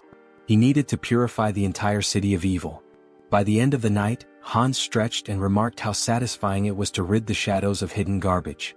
While the Eye of Darkness had proven useful, its limitations were evident. In the presence of light, its power weakened and eventually vanished.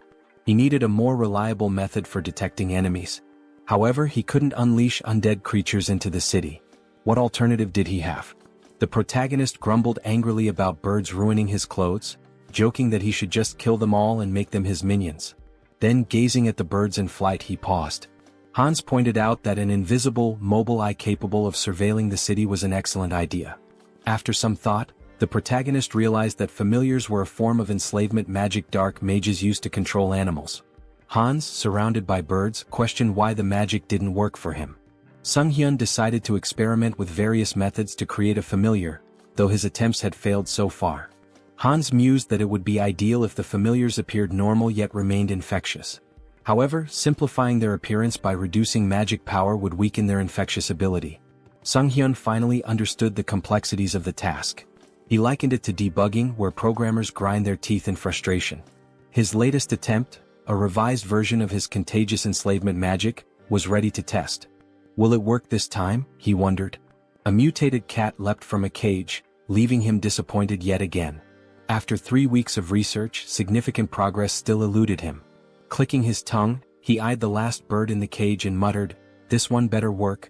As he carefully adjusted the amount of magic power, he grasped the bird and cast the spell again. Sighing in relief, he said he was finally done. But as the bird flew from his hands, he asked in surprise, "What does this mean?" Observing it closely, he realized it appeared normal now.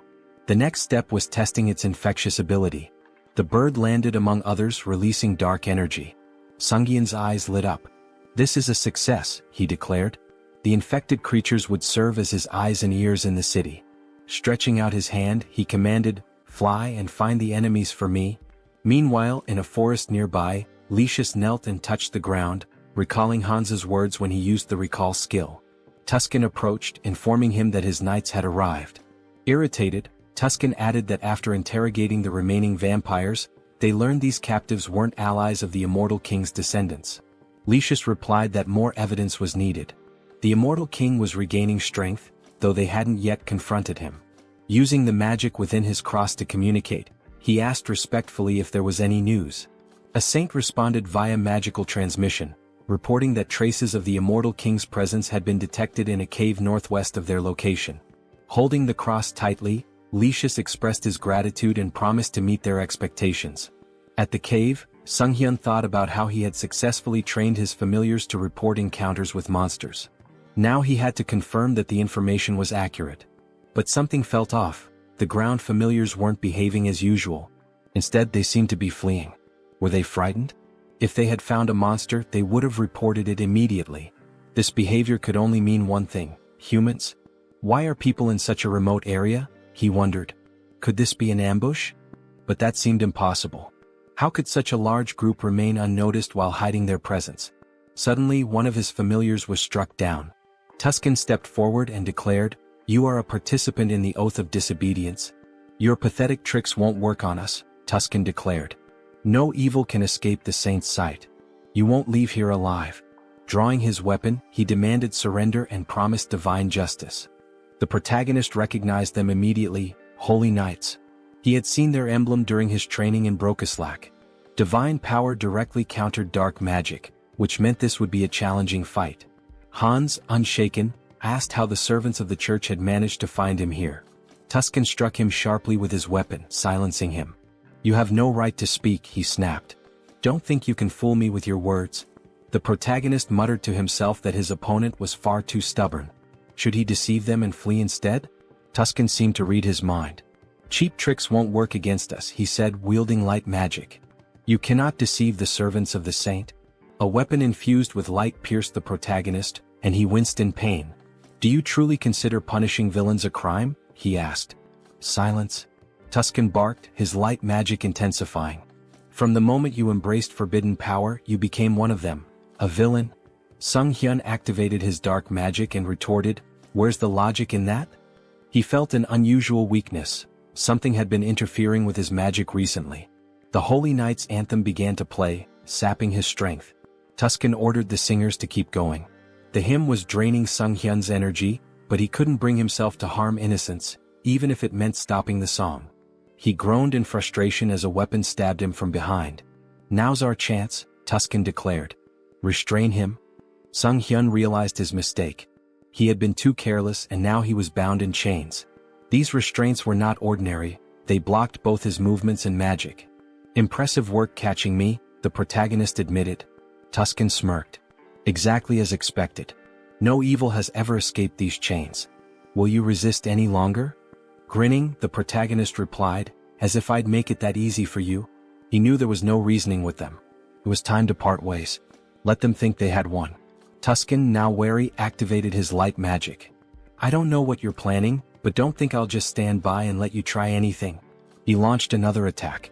But the protagonist only smirked. The strength of the chains didn't matter anymore, because Hans was already free. Tuscan's eyes widened in disbelief. He broke the chains? Impossible. Who is this man? Later, lying exhausted on his bed, Sunghyun sighed. Trouble seemed to follow him wherever he went. First, the Shadow faction and the Oath of Defiance. Then the Varkalak vampire clan. And now, the Paladin Order, one of the most powerful forces on the continent, had joined the list of his enemies. He called up the system window, his thoughts racing. There must be a reason for all this karma I've been accumulating. Is it because I keep attracting villains from across the continent? He groaned and decided to focus on his original plan for now. Sometime later, in the city, the protagonist prepared to test the fruits of his research. Controlling the essence of black magic was simple in principle. His familiars could serve as his eyes and ears, even covering a massive area like Seoul with ease. His thoughts were interrupted by a terrified scream. A girl, tears streaming down her face, begged for mercy. Please, I'll do anything. Just let me go. She spotted a figure in the window and pleaded, help me. I'm being held here against my will. Don't just leave me. The man holding her sneered, gripping her hair tightly. Scream all you want, he said. No one will hear you except me. He explained that his ability rendered them invisible to others. Go on, scream louder, he taunted. You've got such a cute voice. As he raised his weapon to strike her, he boasted, you'll be among the top 3 in my collection. At that moment, Hans burst through the ceiling, wielding dark magic. The man with the knife asked, bewildered, how could this happen? My ability is sound suppression and invisibility, isn't it? The protagonist glared at him, his voice cold. That won't work on me. Your vile deeds end today. Angered, the man demanded, who are you? A guardian? How did you even get here? Holding the weapon to the woman's throat, he threatened, don't come any closer or she dies. Sunghyun activated his dark magic. Is that so? He said, snatching the woman away with a surge of power and holding her safely in his arms. Now what will you do? The man with the knife gasped in disbelief. A Ritterney? You dare to steal my prey? Then I'll kill her along with you. He lunged at the protagonist but was suddenly restrained by tendrils of dark energy. Judging by his words, Hans deduced, this isn't your first victim. Binding the man tightly with dark energy, he pressed his fingers to his forehead. You won't mind if I confirm that for myself? Using necromancy, Sunghyun activated the Cry of the Dead skill, peering into the man's memories. He saw vivid scenes of the man torturing and murdering his victims. You're a serial killer, Hans declared grimly. I don't need to look any further. His tone sharpened. I sentence you to death. The man screamed in agony as the dark magic overwhelmed him. Sunghyun muttered, even death is too merciful for someone like you. He considered for a moment. But I need an undead servant for my work. You'll do just fine. With a cruel smile, he activated a spell that drained the blood from the man's body. The system window appeared, announcing the creation of a new undead, Ghast. Satisfied, the protagonist said, I'll need to prepare the subspace portal. It'll come in handy later. Looking at the unconscious woman, Hans pondered. What should I do with her? Clean up the mess? Maybe just call emergency services. A short while later, the police arrived, cordoning off the crime scene. Park Han-cheol, leader of the Special Ops Bureau's criminal investigation team, stood outside, observing the scene through the window. A suited officer approached him. We've reviewed the footage. It's definitely the serial killer we've been after. Han-cheol, irritated, asked, and the person who stopped him? A Ritterney? The officer nodded. Confirmed.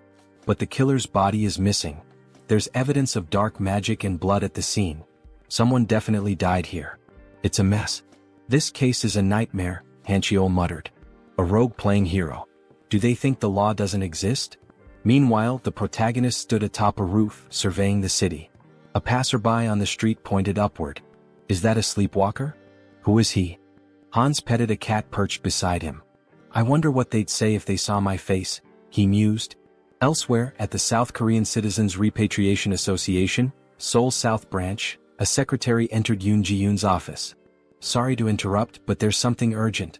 Yoon, still recovering from a late night, groaned. What time is it? What's going on? The secretary handed her a file. A request from the Special Ops Bureau. They're investigating the serial killer case and... Yoon skimmed the file. So, the dark mage in the long coat and mask strikes again. Public security's already a mess. She sighed, placing a tablet over her head. We should hand this over to that guy. The secretary, shocked, exclaimed, That guy? The murderer? Yoon slammed her fists on the desk. Exactly. He's competent. If we tame him, he'll make a great asset. The secretary frowned. You want him as a guardian? Are you serious? Stop complaining and get back to work, Yoon retorted, gesturing at the towering stack of documents. Frustrated, she threw her hands in the air. I'm going to tear those villains apart myself. Later, Han stood by a window, stretching. With a satisfied smile, he muttered, Punishing villains feels good. His gaze swept the bustling streets. Soon I'll have to deal with a few more pests. The villains' organization was wreaking havoc, causing complete chaos. Having pieced together the situation to some extent, Heinz decided it might be time to shift his focus to the other world. When he arrived, Uncle Diana and Aaron were in tears, shouting his name. The children ran to him, embracing him tightly. You've been through so much, he said warmly. You've worked so hard. We're fine, the children exclaimed, their faces glowing with relief and joy. Heinz watched the scene with a smile, thinking how happy he was to see them reunited. He seemed like a genuinely kind person, one whose actions didn't raise suspicion. If he had acted otherwise, Heinz might have resorted to threats, but it didn't seem necessary. Their uncle took Heinz's hand, thanking him profusely for bringing the children back safely. Heinz waved his hand dismissively. I didn't really do much, it simply had to happen. Diana approached him, gratitude shining in her eyes. Thank you for everything, she said, wrapping him in a hug. I'm so happy. He patted her head gently. This isn't goodbye. I'll visit often. Stay healthy and behave well. Still crying, Diana admitted, I'm a little worried. You seem to be changing a lot. But her faith in him as a good person reassured her. He hesitated. Am I really changing? He asked himself, uneasy. Perhaps it was the influence of his persona skill. Heinz was a blend of negative emotions, driven by a desire for recognition, an attempt to draw attention through intrigue and deception. Yet his character now seemed calm and stable. Diana, looking at him sadly, asked where he was headed next. I'll seize every opportunity, he replied, and embark on a pilgrimage. Sometime later, in the capital of the kingdom of Talia, Teleria, a city known as the heart of the Church of the Goddess and home to its grandest temple, Heinz wandered the streets, observing everything with keen interest. Stepping into a secluded alleyway, he ensured no one was following before activating his abilities to summon his fourth avatar, Heinlich. This avatar embodied key traits: a composed mind, persona, super regeneration, and calm demeanor. Its unique feature, the spirit of a warrior, granted additional bonuses to skills and experience acquired through combat and training. Handing a bag to Heinlich, Heinz instructed, walking through the holy city as a vampire isn't ideal. Take this and step into the light. Heinlich made his way to the elder, who sat on a chair surrounded by his subordinates. Next, believer, step forward, the elder called.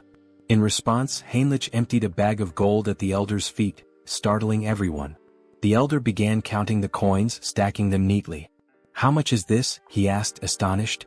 This is everything I have, Heinlich declared, placing a hand over his heart. I wish to dedicate it all to the goddess and serve as a paladin to fulfill her will. Reflecting on his past avatars, an undead, a dark mage, and a vampire, Heinlich mused that this time his form would embody light. A paladin respected by all. The elder slammed his fist on the table, sending coins scattering. Instructor Marco stepped forward with a hearty laugh. A sincere young man like you will make an excellent paladin. The elder, still hesitant, said, Wait. No matter the sacrifice, we can't just accept an unknown person as a paladin. Marco reassured him. Don't worry. Training reveals a recruit's true nature. Are you prepared to show us yours? Heinlich nodded eagerly. I am. Weeks into the grueling training, Heinlich gasped for air, sweat pouring down his face. I need water, he cried moments before a massive iron ball flew toward him. What is this madness? He thought, summoning his strength to stop the ball. Exactly a month had passed since his training began.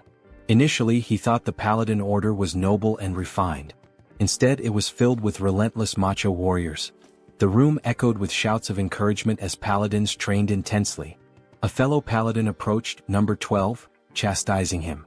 "You're losing focus. Did you forget the rules? You can't stop praying during training."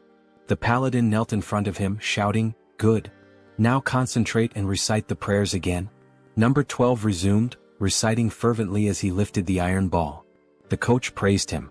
"Well done. Keep focusing. Let prayer restore your strength." From the sidelines, Heinrich observed. He admitted that the repeated prayers, despite being grueling, effectively strengthened faith and divine power. Nearby, two paladins were hitting a third with sledgehammers, who shouted gleefully, "My back feels great today." Heinrich couldn't help but think, this is absolute madness. Let them hit him even harder. Another paladin stood tall, attempting to crush a spiked iron ball with his bicep. Around him, the group shouted praises to the goddess, proclaiming their ever-growing faith.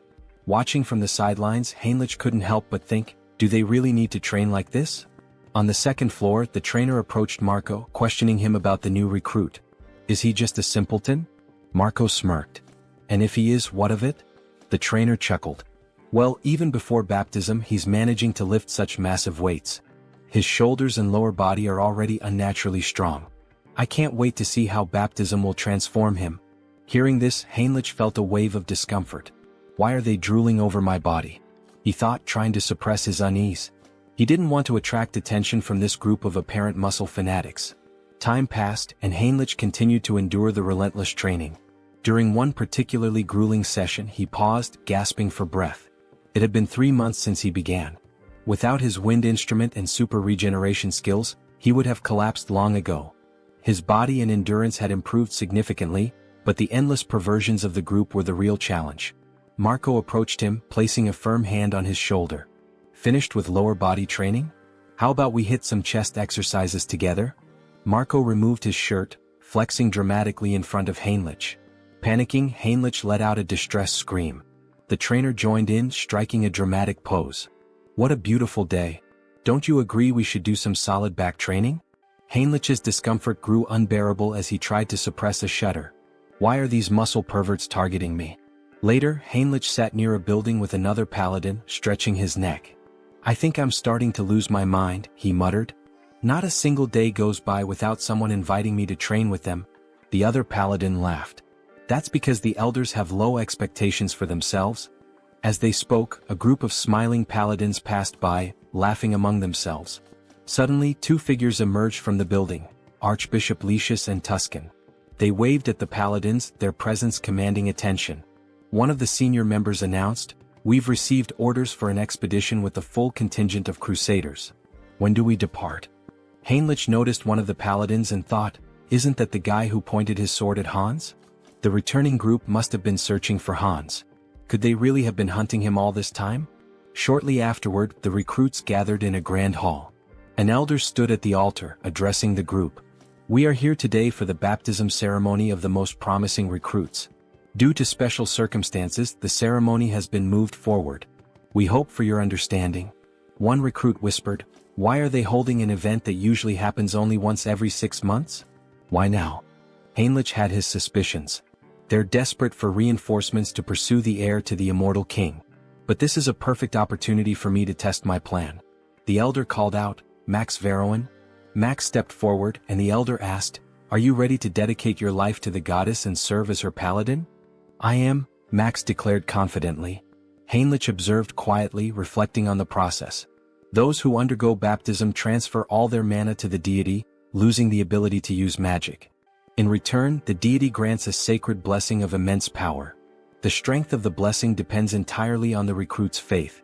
The purer and more unwavering the faith, the stronger the paladin becomes. The elder called the next name, Heinrich. Smiling, Heinrich stepped forward, thinking, I'm fortunate to have devised such a brilliant plan. Until now, he had used his center of the mind skill primarily to suppress external stimuli and control emotions. But he had realized it could be reversed. By combining this with the persona skill, he could project the illusion of absolute faith in the goddess.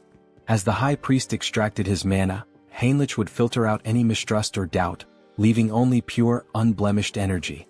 When the high priest initiated the ritual, the room began to glow with an intense sacred light. Gasps and whispers filled the air. "This is unprecedented," someone exclaimed. "The sacred power is reaching the very head of the goddess's statue." The high priest, astonished, placed a hand on Heinrich's shoulder.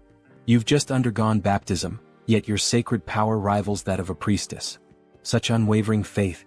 I'm truly impressed." Heinrich's plan had worked perfectly, and he smiled inwardly. Heinrich continued to train diligently, a smile forming on his face as he thanked those around him. Suddenly, a system window appeared before him, informing him that he had acquired the holy baptism skill. This skill allowed him to distribute spiritual power more effectively among his avatars. As he examined his hand, he pondered, "Is this the limit of holy power?" The thought brought him some relief. He had been skeptical that a false faith built on illusion could yield any results. Still, it seemed the skill hadn't worked to its full potential. He reflected further, the church's deity appears closer to the system, a personal god tied to the individual. When he opened his mind earlier, he felt a peculiar sensation. If he had to describe it, it was akin to curiosity, a distant, watchful presence. Is this what it means to be monitored? He wondered. Such power, he decided, should only ever be used for good. Later, in one of the meeting rooms, Lucius and Tuscan stood before a tactical map, moving pieces around as they discussed their strategy. "This is a mess," Tuscan said grimly. "We've been searching for a month and haven't found even a single village connected to the heir of the immortal king." Lucius sighed. "I have nothing to present to the deity." He glanced at Tuscan and added, "And beyond that, I sense the kingdom of Talia's support is waning. The vampire organization hidden within their borders is likely involved."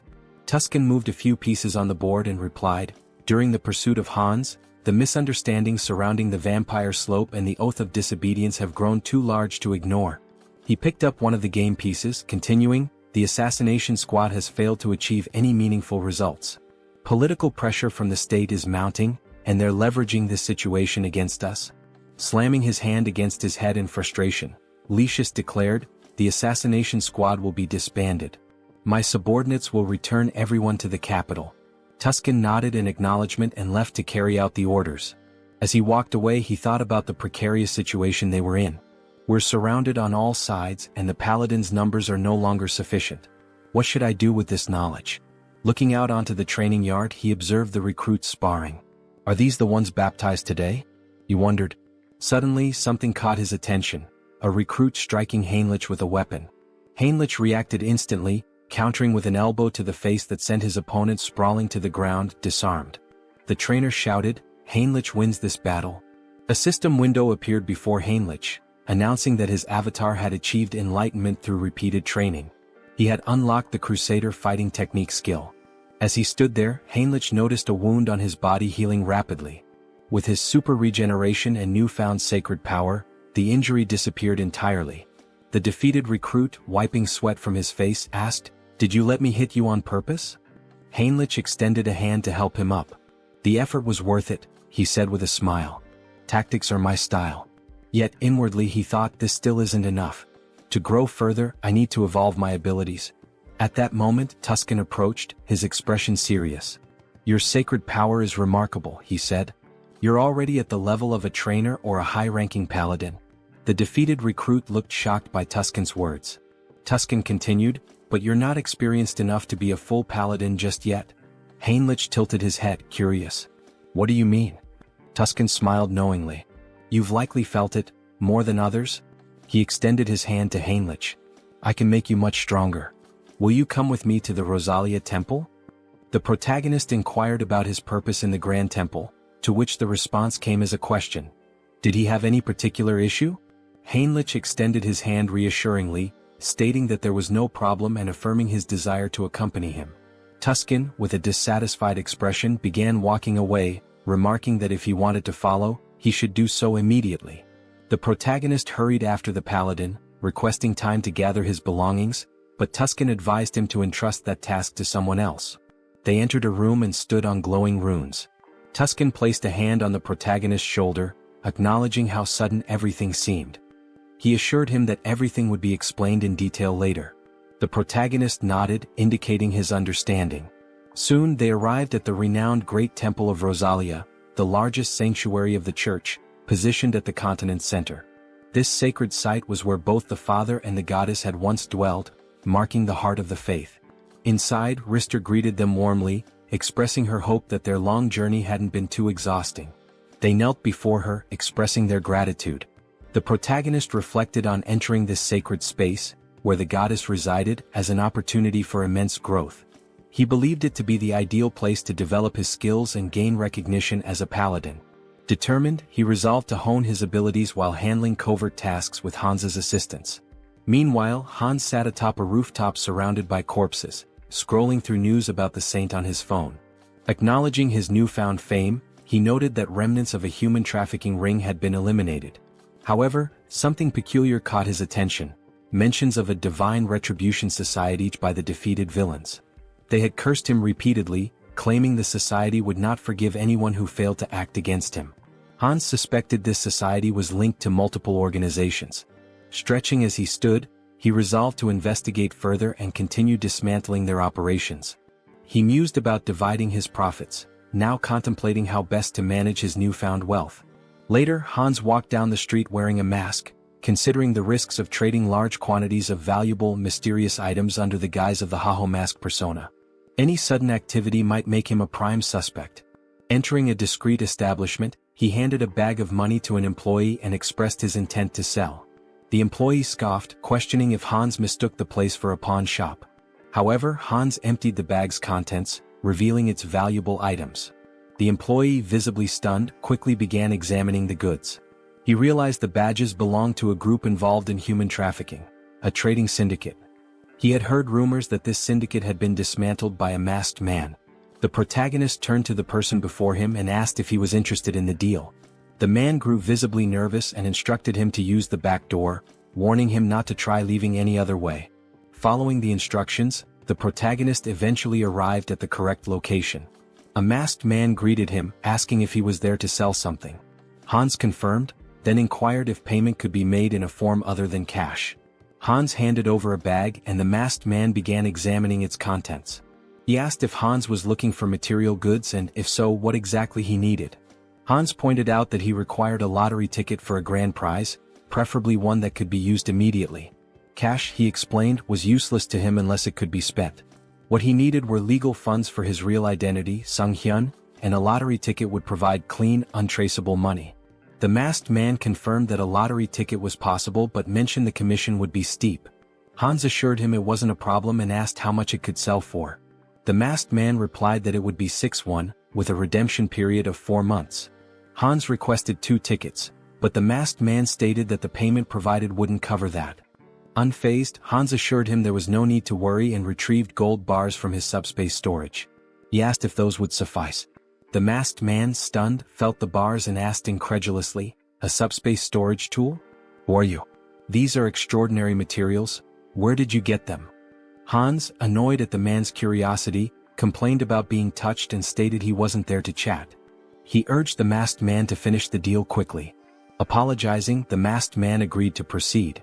As the transaction concluded, Hans used his heightened senses and noted the faint scent of blood lingering in the air.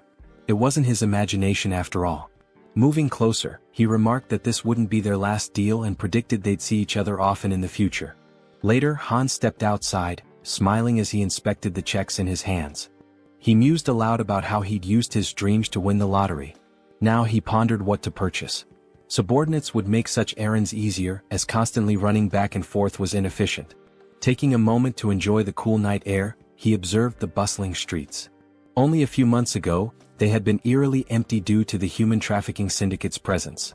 Now life had returned and the streets were alive once again. Perhaps it was all the rumors he had heard, but he felt relieved to know that he was somehow involved in promoting peace. Out of nowhere, Gamma approached from behind and whispered in his ear, asking where he was from. Startled, the protagonist turned around, alarmed. He thought, who is this? How did he sneak up on me unnoticed? Gamma, noticing his reaction, tried to calm him down, assuring him there was no reason to worry. He simply wanted to have a conversation. The protagonist, still uneasy, asked what exactly Gamma was talking about.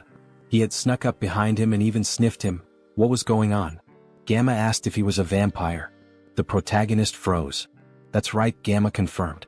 He was at level 6, born from Demir's transformation. Gamma pressed further. What's your name? When did you return to Earth? The protagonist, thinking that yet another vampire traveler from another dimension had appeared, realized he needed to come up with something quick to get out of this situation. However, without realizing it, he began answering questions he hadn't planned on, his mind seemingly under some sort of hypnosis. He found himself saying, "My name is Heinz and I haven't been on Earth for a long time." He thought to himself, why am I answering so easily? Is this all his mind control at work? Gamma smiled. Very good, he said. So you're a newcomer who's just returned to Earth. Let me introduce myself properly. He handed the protagonist a business card. I'm with the Blood Pack organization, which encompasses all the vampires on Earth. My job is to track down those who have recently returned. The protagonist took the card, still processing the information, and asked, is such an organization real? Gamma sighed and explained that if the protagonist wanted to survive, they'd better stick together. There wasn't much choice in the matter. The protagonist looked at him in disbelief and asked, by the way, what did you mean by level? Gamma, noticing his growing curiosity, suggested they continue the conversation elsewhere.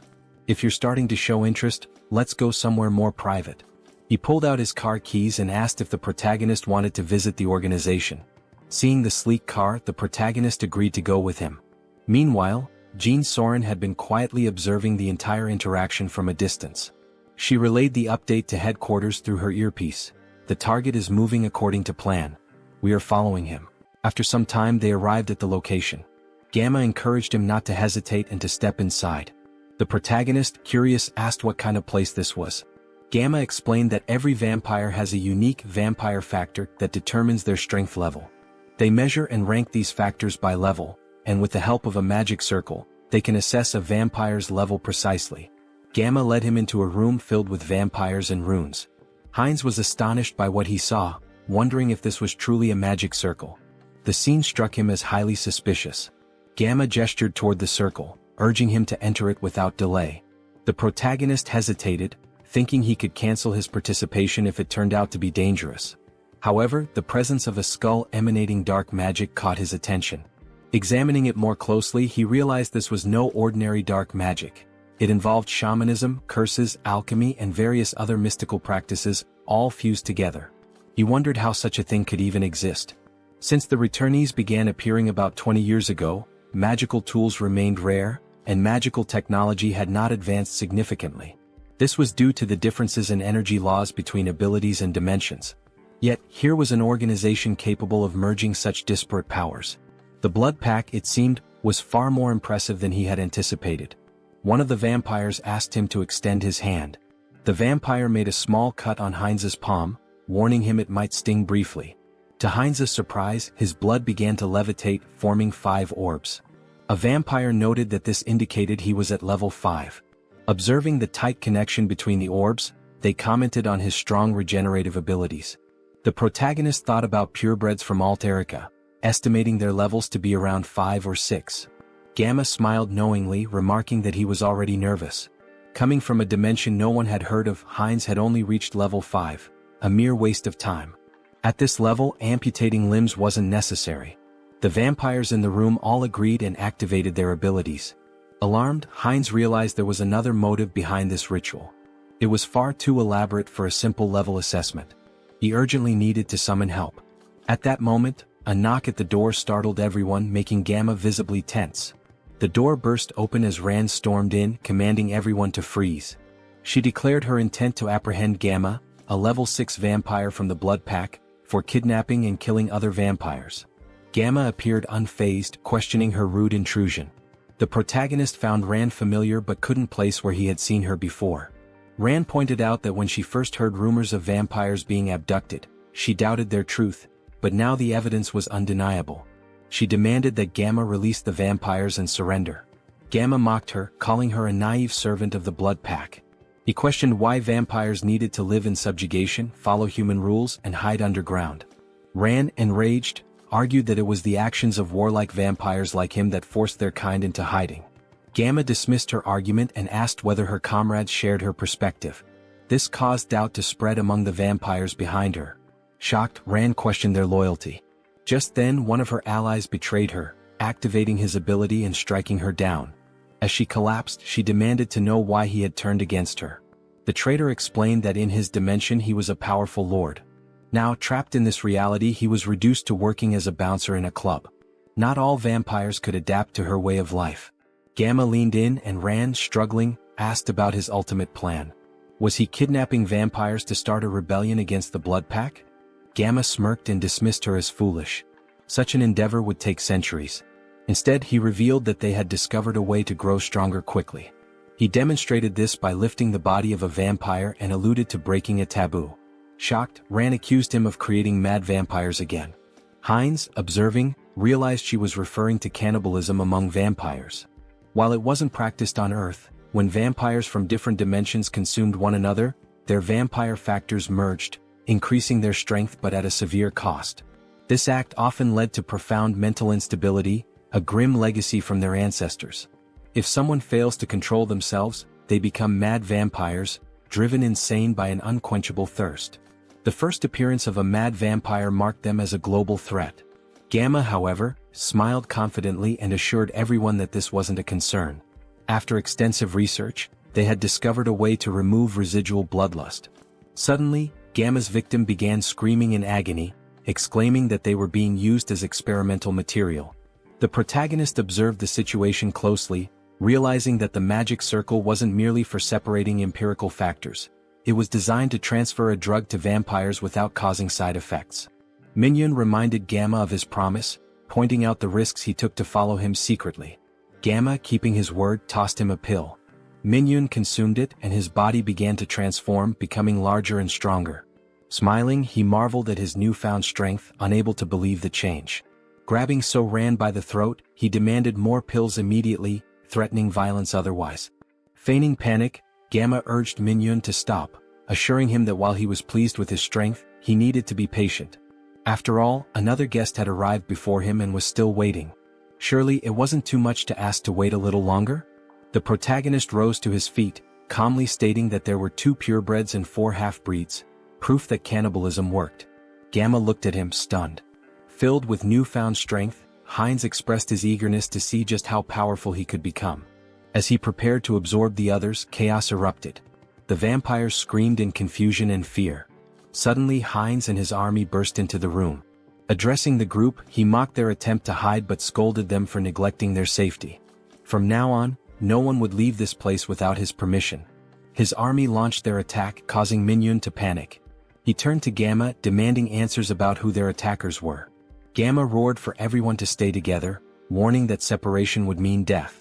Using his abilities, he charged into battle, targeting Hines directly.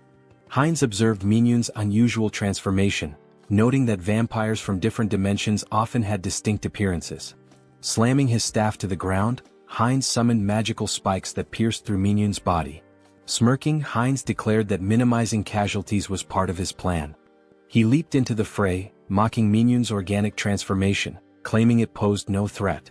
Biting into Minhyun, Hines thought to himself that there would be more prey ahead. Minhyun screamed in pain and confusion as Hines drank his blood and heard his thoughts. Minhyun lamented his betrayal and his determination to survive, refusing to accept his end. Wiping his face, Hines remarked that insanity was far worse, as he could hear every obsessive thought coursing through Minhyun's mind. To his surprise, his teeth began to fall out, a sign of his empirical factors evolving and merging. A system notification appeared, informing Hines that he had gained a special ability, hybrid evolution. This ability significantly enhanced his physical attributes whenever he absorbed new empirical factors, allowing him to steal traits from the target's bloodline. Turning to Gamma, Hines remarked that this power was quite impressive. If he were to lose control, he could become exceptionally dangerous. Now he needed an organization to enforce his will. The Blood Pack could serve his purpose, or they would face the alternative of joining his undead army. As the battle continued, Hines devoured the remaining vampires. Another system notification informed him that he had acquired a new vampire trait, Insight. This skill allowed him to assess the physical condition and stats of his enemies.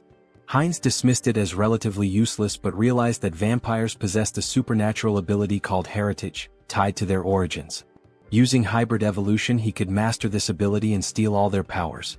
Gamma, now crucified, demanded to know how Hines had managed to remain sane while devouring his own kind.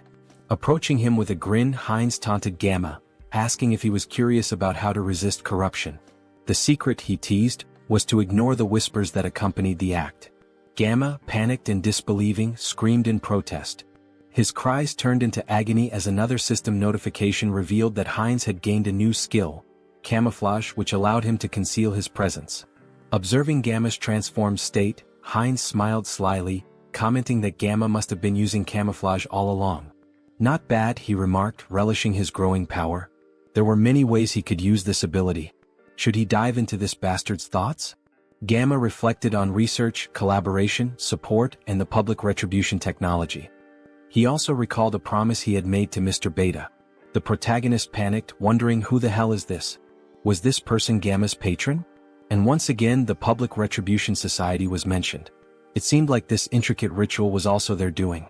What were these people planning, aiding the blood pack like this? Later that night Heinz and So-Ran were driving through the city together. Heinz glanced at her and asked if she was finally coming to her senses. Startled, she yelled at him, calling him trash for selling his life and demanding to know where he was taking her. Grabbing him by the throat, she shouted furiously. Heinz gasped, pleading for her to stop and look around. They had captured him too, and if she didn't let go they'd crash. Reluctantly, So-Ran released him and apologized, asking for an explanation of what had happened. Heinz asked if she had heard of Ho-Ho's mask. He mentioned that the masked figure had escaped during the chaos when a group of vigilantes burst in.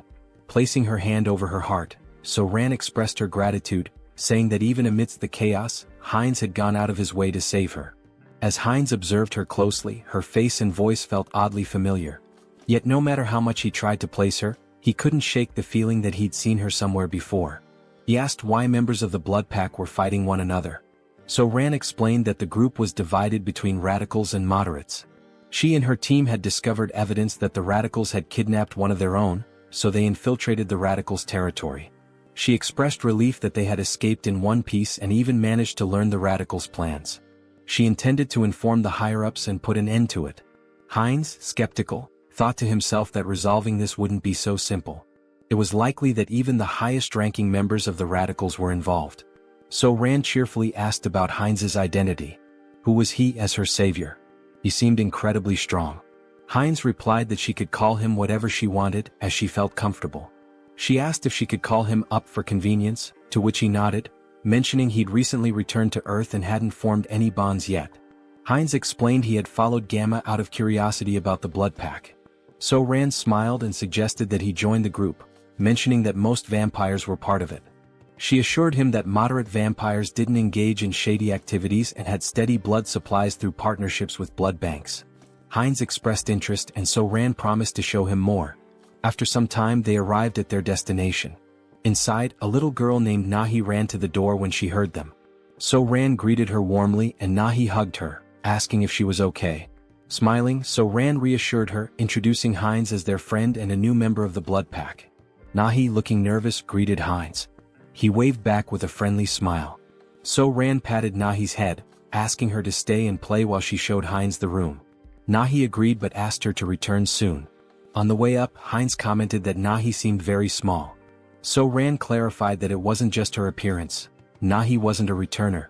Confused, Heinz asked if all vampires weren't returners. So-Ran explained that wasn't true. Nahi had been born and raised on Earth, but her father, a returner, had turned her into a vampire to save her from a chronic illness. This revelation made Heinz reflect on why the government wanted strict control over vampires. In many ways they were like an infectious disease. So-Ran continued, explaining that turning someone on Earth took significantly more power than usual. Nahi's father had reached his limit but wanted her to live confidently, even under the sun. Eventually they reached a room. So-Ran let Heinz in, telling him to call her if he needed anything. Since it was late, she suggested he rest. She said goodbye with a distinct gesture. Heinz froze, startled. That gesture, her voice, it all seemed so familiar. Pointing at her, he asked, "Is she the streamer Orchid?" So-Ran's eyes widened in shock and she screamed in embarrassment, covering her face. She stammered, asking if he'd just mentioned her stream. She blushed, saying that moment from her stream was stuck in her head, then nervously asked if he was one of her subscribers. Heinz awkwardly waved, denying it, explaining that her videos had simply popped up in his recommendations a couple of times. She sighed in relief and said it was a good thing because she had nearly died of embarrassment. She explained that she had been a trainee, and after quitting she felt lost and decided to try streaming. Heinz asked how old she was back then. She replied that she was 22 now and had awakened at 19. Then she asked his age and when he had awakened. Feeling awkward, Heinz quickly shut the door behind him, calling out that he'd tell her later. She blinked in surprise, wondering aloud if she had said something wrong. Inside, Heinz exhaled deeply, realizing she was much younger than he had assumed, which explained his casual tone earlier. At 20 years old himself, he found it surprising that she was older than him. Lying on the bed, he muttered to himself that regardless, she still looked familiar. As a streamer, she was quite famous. Maybe he should look her up online? Opening her streaming page, he found a notification about her recent hiatus. In the post, she mentioned taking a break from streaming for about a week due to work obligations. She assured her audience she'd return as soon as possible and hoped to see them again soon. Heinz swiped through the updates, thinking to himself. After she posted this, she went straight to the crime scene? If he hadn't intervened, that post might have been her last. The thought unsettled him. The situation had been far too close and dangerous. The next morning, Heinz woke to the sound of So-Ran yelling into her phone. She was shouting, demanding to know why there was no evidence. How could they find nothing?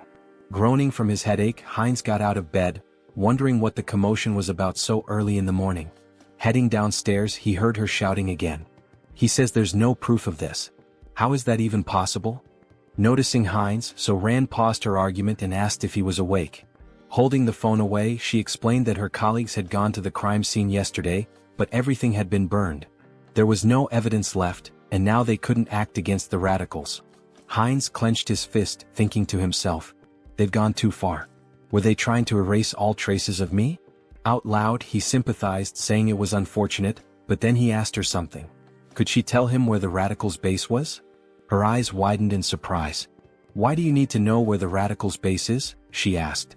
Then, raising her voice, she added, don't tell me you're against the blood pack. Heinz raised his hands to calm her down, assuring her it wasn't the case. He explained that the radicals were dangerous, and it would be better to know their locations to avoid them. Taking a deep breath, So-Ran nodded, placing a hand over her heart. That does make sense, she admitted. She pulled up some information on her phone, handing it to him. Here, hold on to this.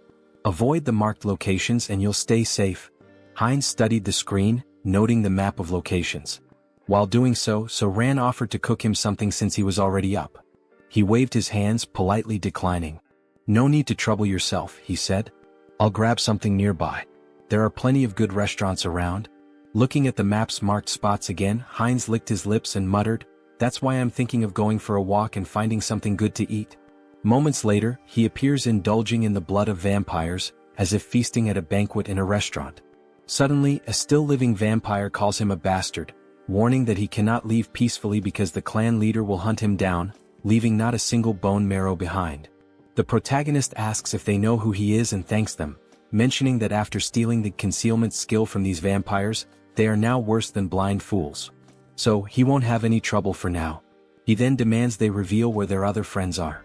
By touching the vampire's head, he accesses their memories and discovers that the next day, there will be a gathering in a secret location, and their leader will also be present.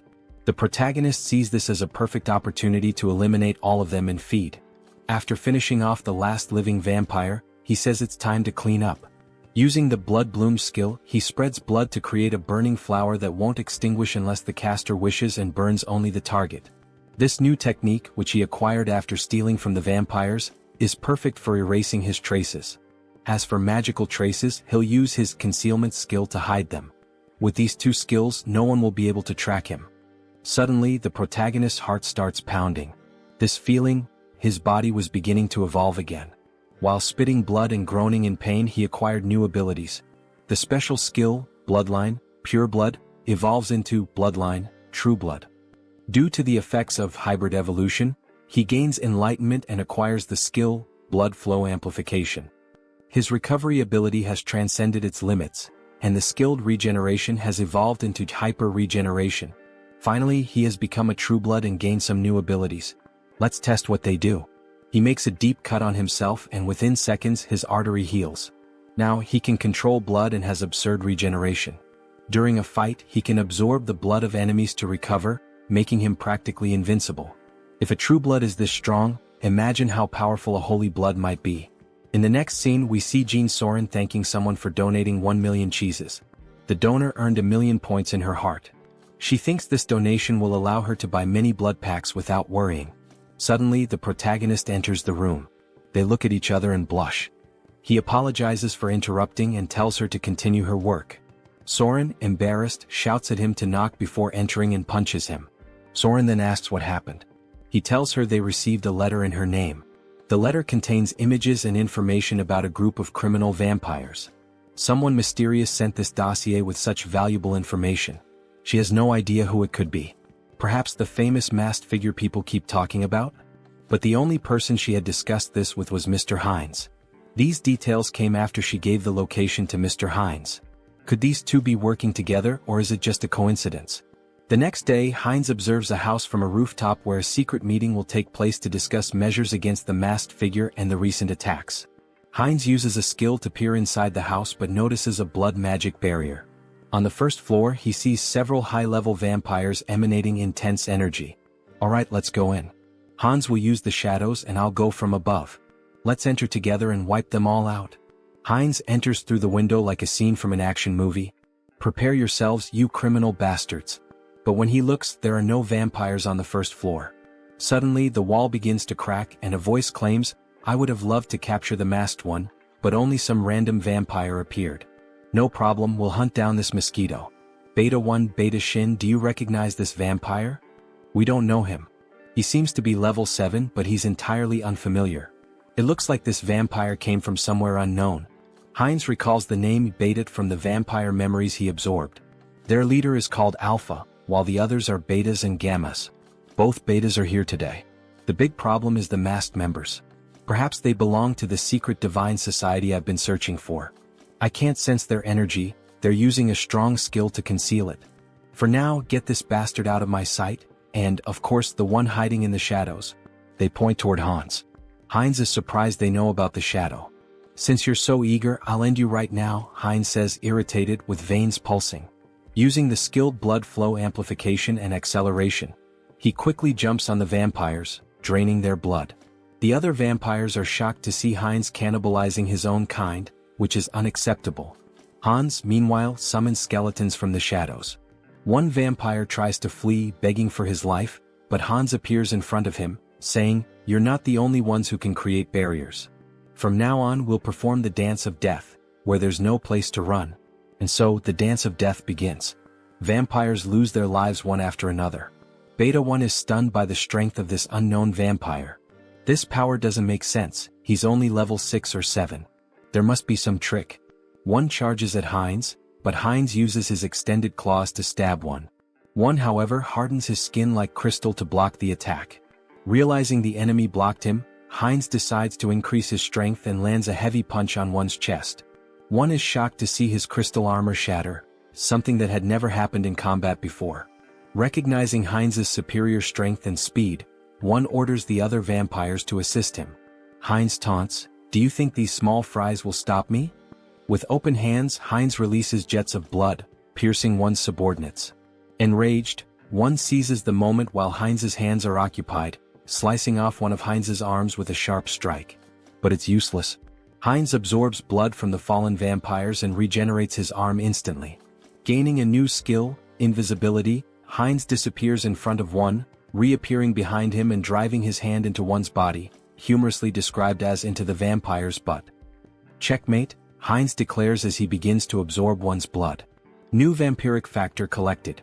The skilled blood magic evolves into the special skill Mystery of Blood. Mystery of Blood absorbs subordinate skills, Blood Bloom, and Blood Flow Amplification. Hines feels the surge of power, now able to control all abilities with sheer will and manipulate them rapidly.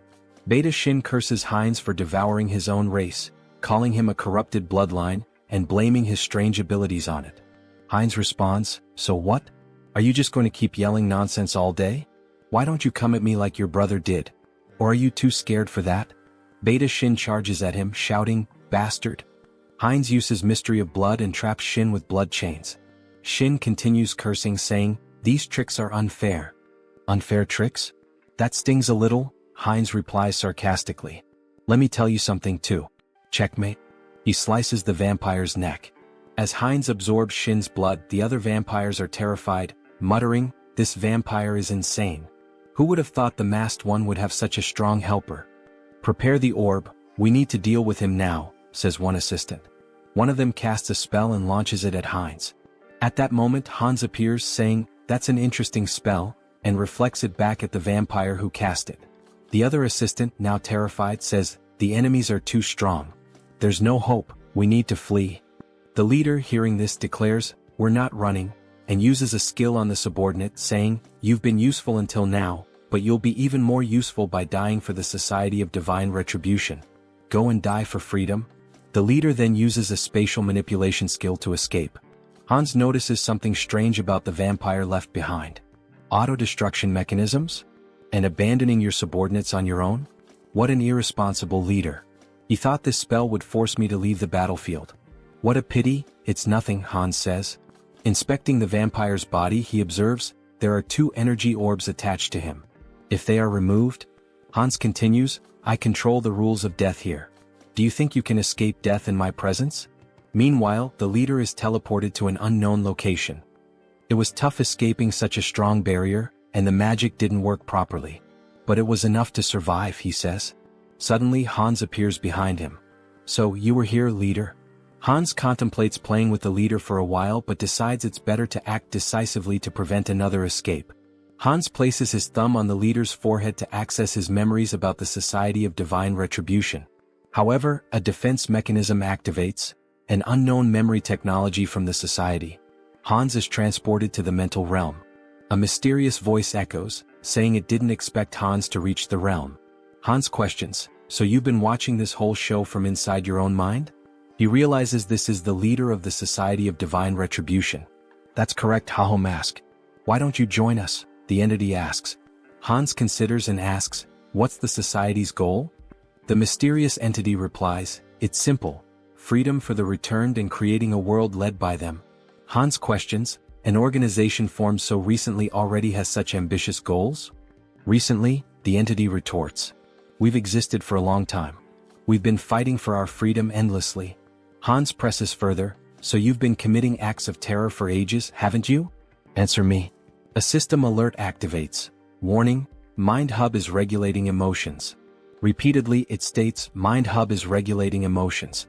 Hans' heartbeat quickens. The entity asks, does that even matter? I hope you make the sensible choice, Masked One. Hans tries to punch the entity but hits an invisible wall. So that's your choice? The entity responds. Here, in the mental realm, mental strength surpasses magical power. You'll never defeat me here. Hans laughs, saying, is mental strength really the deciding factor here? In that case, combining all of our consciousnesses, you're the one who can't defeat us here. Meanwhile, Heinrich trains intensely. 1,021. 1,022, he mutters while lifting a gargoyle statue. Finally, a system message appears. The entity has achieved the conditions and acquired the special skill, Blessing, Sturdy Body. The entity gains the skill, Out Erica Sacred Art, through repeated training, achieving a power level equivalent to a high priest. Heinrich reflects that he didn't expect to surpass his limits with mere physical training. With these new abilities, I've earned the qualifications to be a holy knight. Maybe it's time to discuss the next step. Suddenly he hears a feminine voice, it's the saint in the flower garden. Despite being the saint with the greatest divine power, she appears like an ordinary girl. Hello, Sir Heinrich, she says with a smile. Her radiant aura of divine power betrays her otherwise ordinary appearance. Heinrich greets her and asks, why are you alone in a place like this? The saint replies, I was just watching a ladybug in this field of flowers. The little creature was so cute I lost track of time. Heinrich had thought she was admiring the flowers, only to find out it was the ladybug. The saint notices something different. Sir Heinrich, you've finally received the blessing. Congratulations. The saint's perceptiveness amazes him.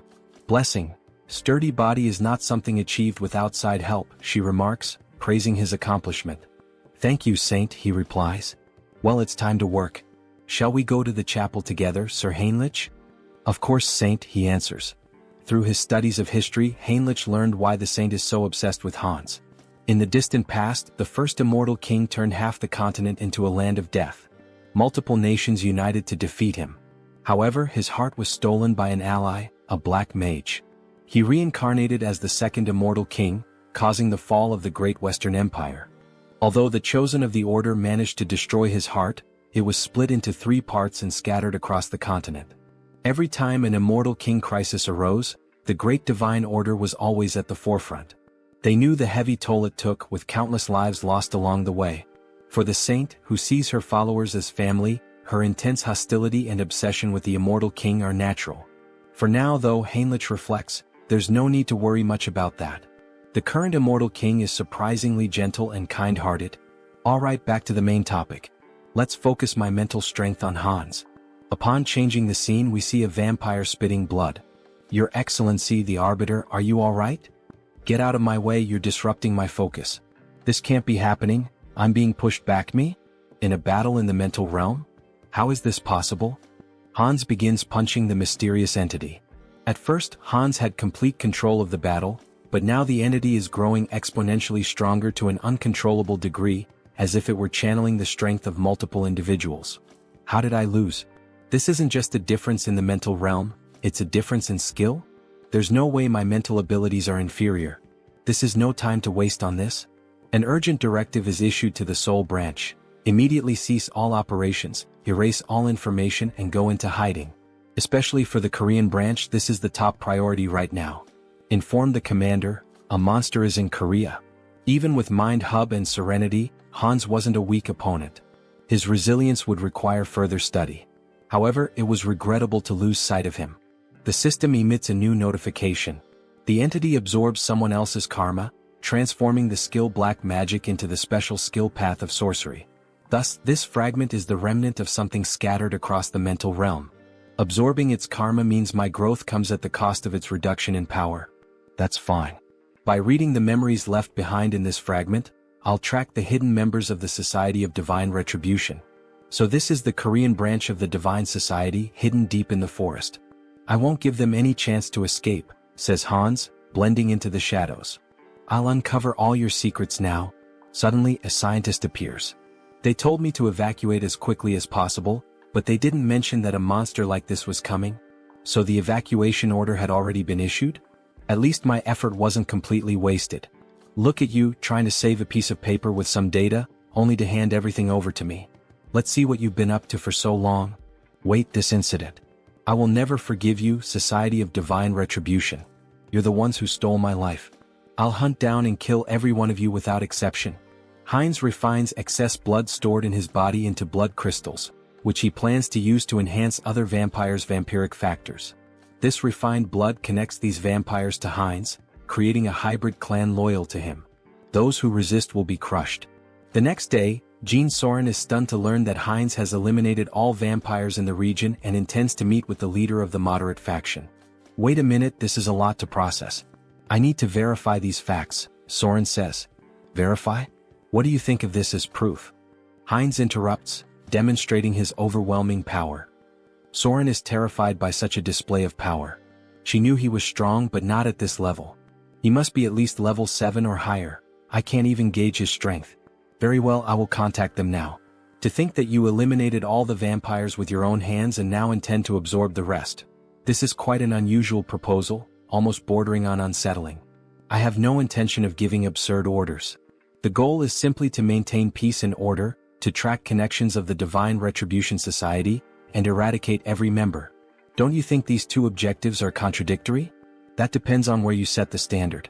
It seems she won't be easily persuaded. If she refuses, then we'll have to use force. Fine deal. What are you relying on to accept so quickly? What am I relying on? Of course, I'm relying on myself. I will help you absorb all the remaining vampires, Mr. Heinz. You can start with Soren. She will be the bridge between us. Very well, that's exactly what I wanted. But I don't think that will be the case for them. Alright, then we should begin sharing the details of the discussion, how to absorb the vampires and about the new faction you mentioned. Let's start with absorbing the remaining vampires and becoming the leader of a new faction. That will be the first step toward taking control of the Blood Pact. Stay still. If you move, you might get hurt. Now let's begin. Heinz inserts a blood crystal into Soren. She feels the refined blood entering her body, healing it, making her blood pulse faster. Her muscles and bones are expanding. This feeling, it's as if she's been reborn. She doesn't feel like she's in her old body anymore. The refined blood crystal reaches a maximum of 30% enhancement. That's not a small number, but it continues. Soren then asks what they should do next. Lord? Heinz asks. Yes, Lord. You're creating a new clan now. Now that a lineage has been stabilized on this land, we'll need to find a new name for our clan. Do you have something in mind, Lord? A name? I'd like something that stands out, something different. Vampires who accept the blood crystals are renamed Heterosis, embodying the hybrid vigor of Heinz's blood. He declares, beware remaining vampires. I will hunt you down and make you the strongest within the blood pact. Returning to the original avatar, Heinz's issues are being addressed, but it's still not enough to bring down the Divine Retribution Society. They've vanished from Korea, but they are a global organization. More preparation will be necessary, enough to eliminate them all at once when they reveal themselves. For now, it will be necessary to expand influence in the other world as well and accumulate karma. For example, events like wars and terrorism. Wait, what the hell am I thinking? If I do that, I'll be killing innocent people. Is there any way to create accidents without anyone getting hurt? Maybe I should give up. As the protagonist glances at a book, an idea emerges. The Demon King Hans wants to destroy humanity, and the hero Heinz will defend it. Hans will use corrupt nobles to expand his forces of evil, while Heinz defends against malevolent organizations and becomes a hero. This is a perfect story, gaining karma points from both bad people and good people. It's a win-win game. Alright, let's take this one step at a time. Harley, it's time to act. A system message appears. Harley is the fifth avatar of Han Seong-gyeon's adaptation. He can adapt quickly and efficiently to extreme conditions. I intended to strengthen him appropriately after creating him as a new avatar with an extended limit. In the meantime, I'd like to further develop his adaptation. There might be a way. Yes, this is the right path. After exterminating the remaining members of the Divine Retribution Society, experiments were being conducted underground. They were transplanting demon bodies into humans, something akin to chimeras. Among the samples, the item I was searching for was this. Something that would contribute to stronger absorption, more powerful traits, and evolution. Dragon blood. If Harley can adapt to this process and I manipulate some discoveries I've made, he will become a living weapon, a biological creature. If you enjoyed this video, don't forget to give it a thumbs up, it really helps. And for more content like this, make sure to subscribe and hit the notification bell so you don't miss any updates. Let me know in the comments if you'd like to see another part. I'd love to hear your thoughts. See you next time. Bye-bye.